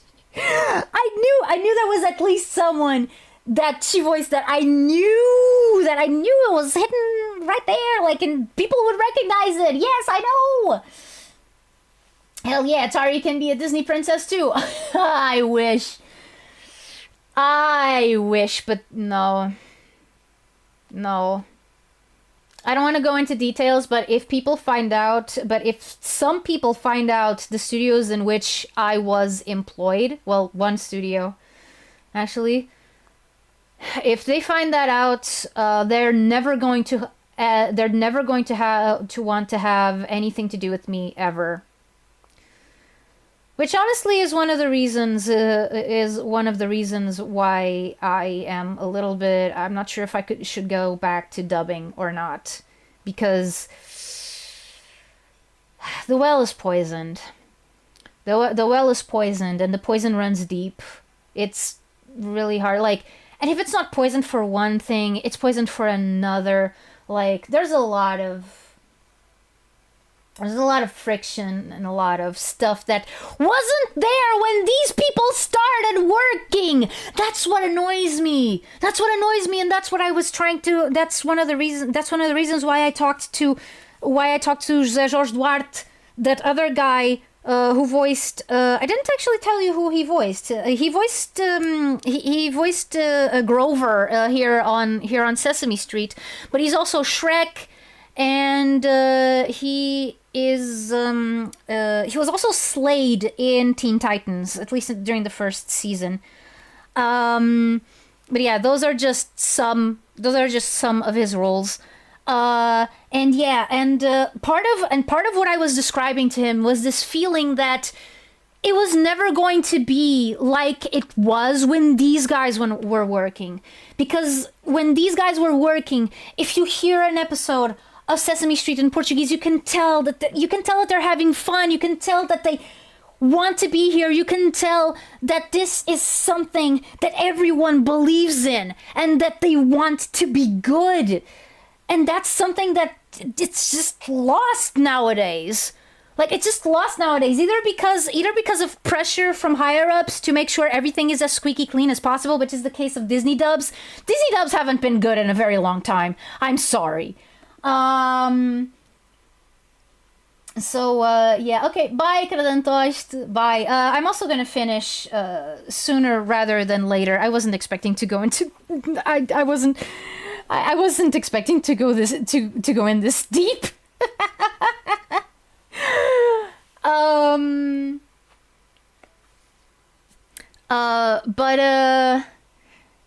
But yeah, oh, I don't. Again, smoker. Knowing some of the people who are on those dubs, I don't know. I don't know. They would probably just, write me off just because, one, I'm not an actor. Two, I worked with the bad studio. I worked with the bad studio, the one that they worked very hard. Okay, this is not everyone, but there were a few actors, I'm not naming names. There were a few actors who were actively working towards making sure that people who worked on that studio, the studio that I worked in, would not get work anywhere else. Like, they were effectively blackmailing people. They were bullying them into compliance. They were telling them, if you work on that studio, if you work for those people, you are never working with us ever again. And we are going to make sure that you do not get work in any studio that we have a hand in. And that was, oh man, that was such a source of so much pain and so much stress while that was going on. Like, they didn't come after me because I am fairly well known. They, like, nobody knew who I was. Nobody knew who I was. I was just, this random person. But if they look at my resume and see what is there, I am so scared of what might happen. Like, because it doesn't matter to them that this has been like my life ever since I was like 11. It doesn't matter to them that I admire their work. It doesn't matter to them. All that matters is that, one, I did not take an acting course, like a higher education acting course, and two, I worked for the bad studio, so I don't deserve to even be in the same building as them. I'm sharing this publicly because I'm not naming names. If you know, you know, and I'm not sharing anymore. Like, I'm not sharing any more of that. But I do think that it needs to be known. That it needs to be known that there are people like me who had nothing to do with it, who didn't even know, that it was happening. And by the time that they knew that it was happening, it was already too late. And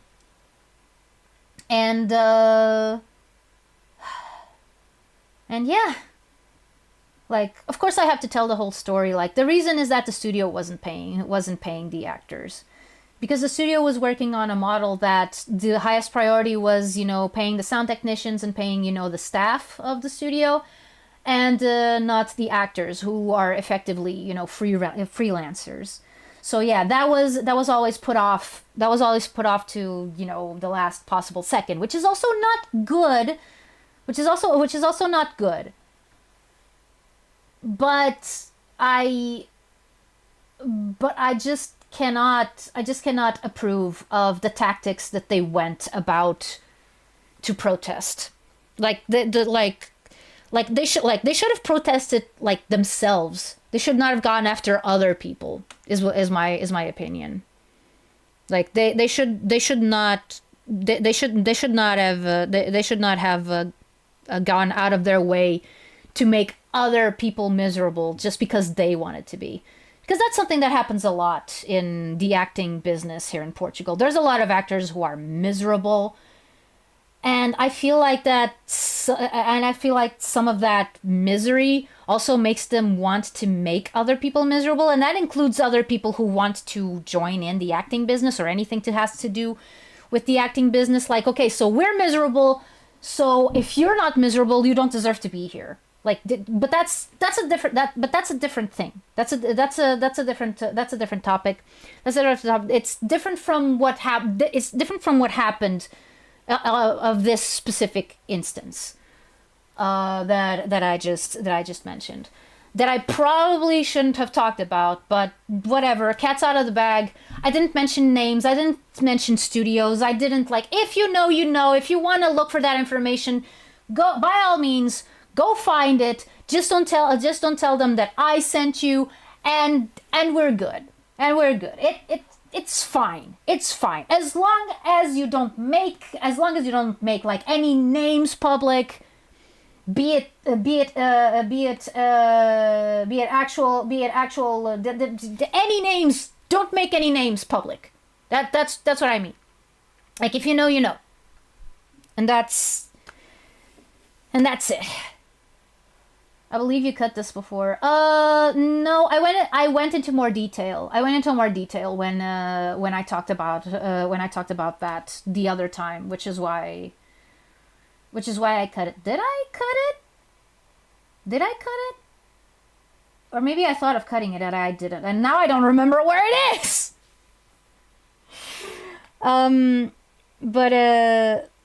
But yeah, no, like that other time I went into more detail. Like, I didn't know as much as I know now, but I went into more detail. Like, so yeah, I don't think that there's any like problem with leaving this up.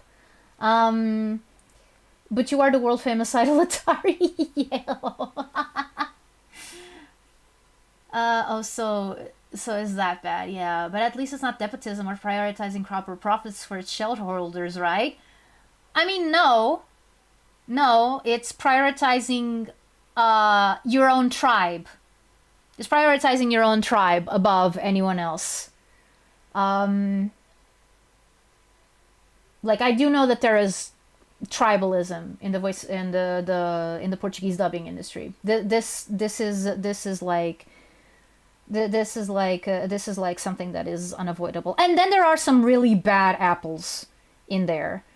But these bad apples that I'm going to mention haven't been there for like a long time. Like, they've been there since the times of the disease, I think. But that's a different problem. It's people who use underhanded methods to get their own way, such as like snagging things, just like you know, confusing corporations into thinking that something is dubbed when it's not. It was just one project that they did. Like Like that's another problem, separate from the one that I was talking about. Hi, you around? Now I was talking about the dubbing industry, because you know, one thing led to another, and I was looking at the cast for Sesame Street, like in Portuguese, and just looking through these names and being like, oh yeah, this is the old guard. This is the old guard of Portuguese dubs. Like these are the goats. These are the goats of Portuguese dubbing. It has never really reached the same heights. No matter how talented some of the newer people are, it's always going to be a different scene, basically. If you tell them that an Atlantean told you, that can still lead them to me. um, but yeah. That might be more recognizable than a real name. Yeah, because if you tell them like my real name, my real legal name, they might go like, huh? Who? But if you tell them that an Atlantean told them, okay, so Atlantean, dubs. I don't know if it's possible to get to me if you search like Atlantean dubs. But it's a possibility that we can't really, why not be,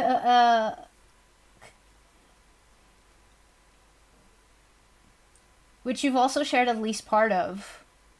I shared part of my real name? When? I don't remember that.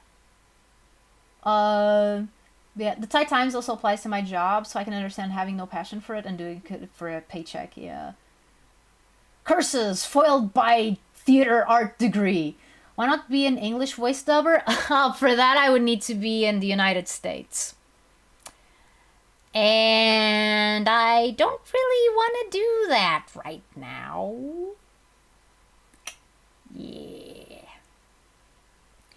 Yeah, you better not joke. Didn't you? You first wrote it in Atlantean and then went plain?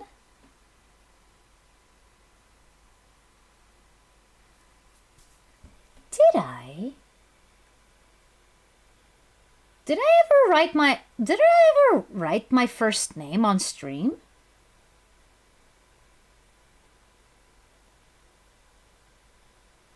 Oh, dude, help me remember that, because if I did that,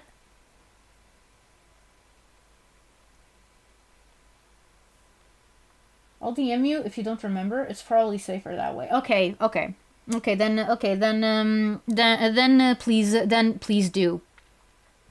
Because one thing is my real first name. The other is like my previous internet name, which is not the same thing. Really? I remember one instance in which I showed my name. I need to go and private that stream now, but it was a very long time ago.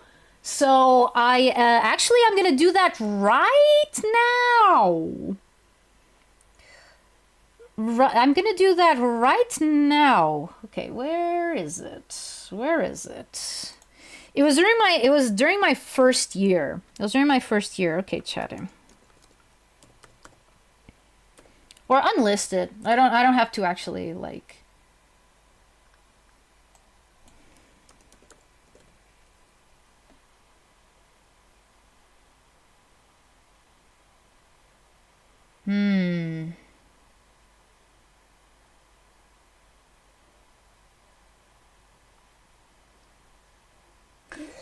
I think it's this one. I think I found it. Okay. Can I just look at it a little bit to see if it is the one?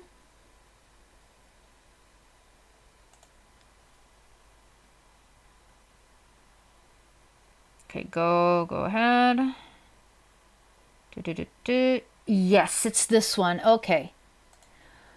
Okay. I am going to unlist.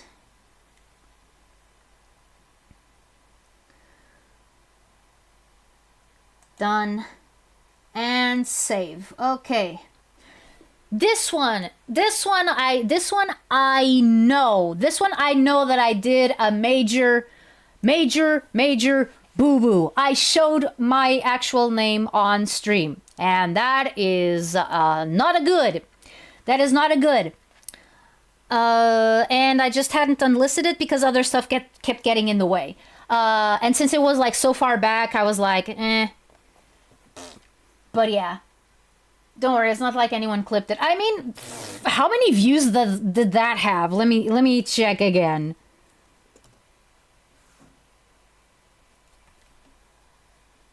Show me the analytics for this.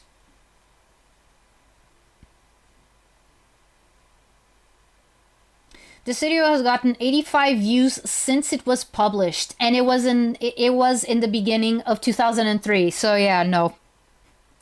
Concurrent viewers while live. 5 peak. Average 2.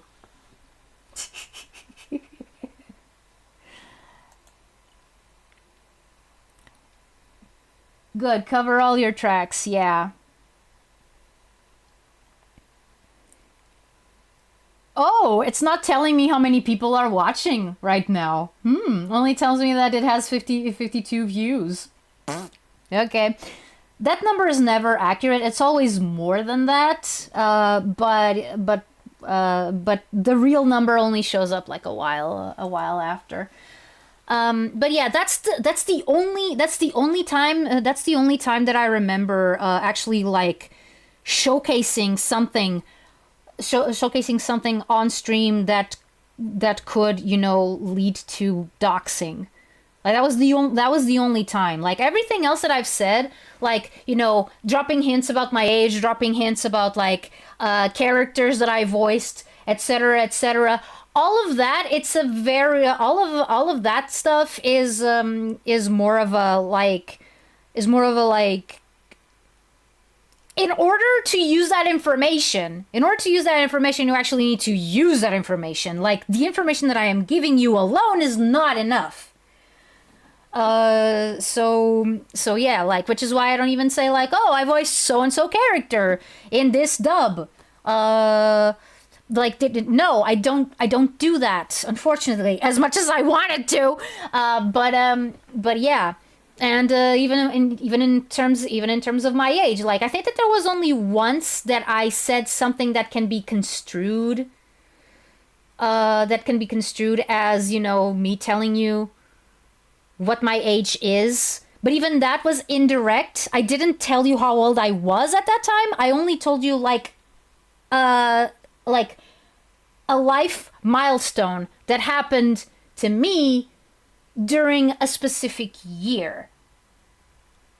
But I didn't say anything else. Like, for example, oh, I finished high school in X year. But you don't know at what age I entered school. You don't know at what age I went out of high school. You don't know at what age I entered college. You don't know any of that. So even if you have all the clues, like I'm not giving you all the information.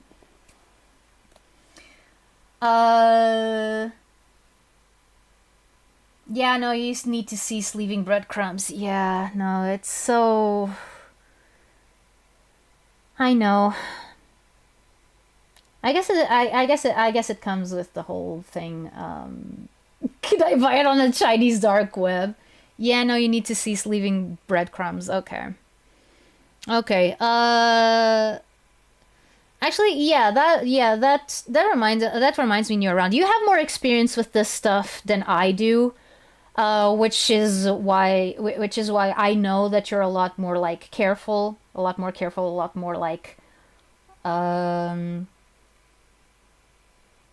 yeah, no, exactly. No, you have more experience than me when it comes to this stuff. You know the risks. You know the risks better than I do, and I think that the only way that I would be able to actually start being a little bit more open about that kind of stuff is if I had like a strong support network, probably of other VTubers, which I do not have. Like, I do know other VTubers, but they're all like either the same size or even smaller than me. So, so it's not. It's not as clear cut. Okay, so I'm gonna ask you something, but I'm gonna ask you in Discord DMs, if that's okay with you. But I'm gonna do that only after dinner because holy crap, it's almost 10 p.m. I spent a whole lot more time. Stupid Big Bird. Why did I decide to put Big Bird here? This is all his fault. This is all his fault. He's the reason why I went on this whole entire tangent that lasted almost an entire hour. I am a disgrace. Okay. Okay, let's see if there is anyone that would be open to like a raid. Mm.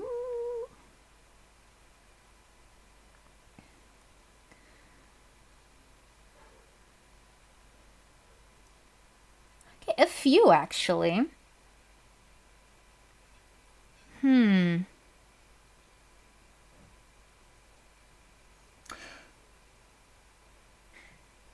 Okay, I'm gonna send you to someone new.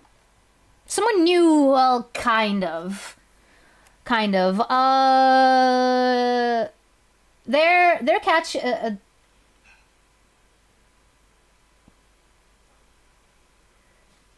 no, that is true. That is true new around. Yeah. I think you should actually network with the ones of the same size or around your size. It will help you on the long term. Yes.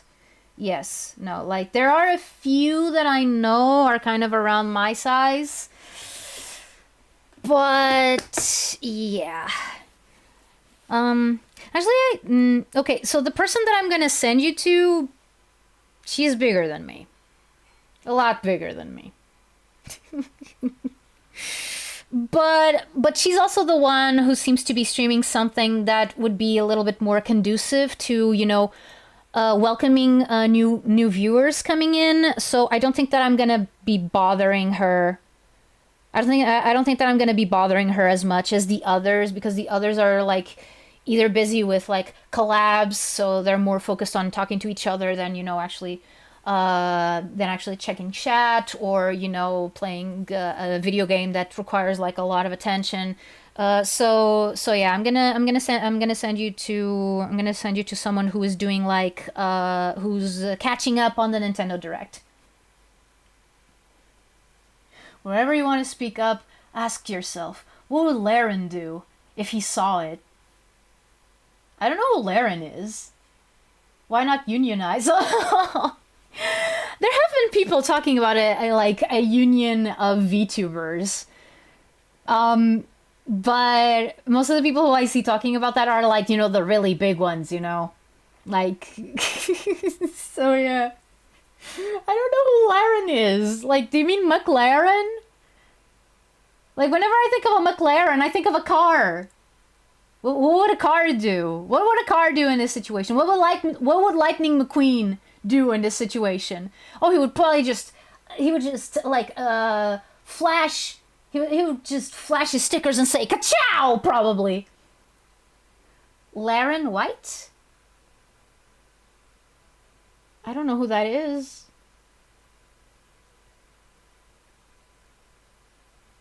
The guy knew he was modded over. Was modded over? What? Huh? I'm more inclined to believe a potato. Like, yeah, Laren from HR? Yeah. No, I really need to. I really need to learn how to network.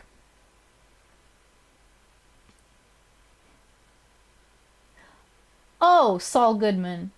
I thought way back. Maybe I'm confusado. I don't remember a Lauren White. I don't remember a Lauren White. So yeah, maybe war. Okay. Okay. I really need to go eat. Really need to go eat. Oh man, this turned into okay, so an hour and 3/4 of watching a movie and then like over 2 hours of just talking. Because of course it did. Okay. Next time, Friday, tie the Tasmanian tiger. Be there or be square. Whether you're watching this live or the VOD or are a lurker or are a member who just happened to not be able to show up, know that your presence is always always appreciated.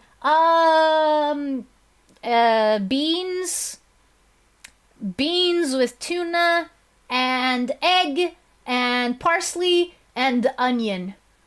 Like black-eyed peas, actually, they're called black-eyed peas, I think, in English. Like yeah, they're beans, but they have, you know, they're like light beige, light beige, and they have, you know, this dark thing like in the middle. I think they're called chickpeas.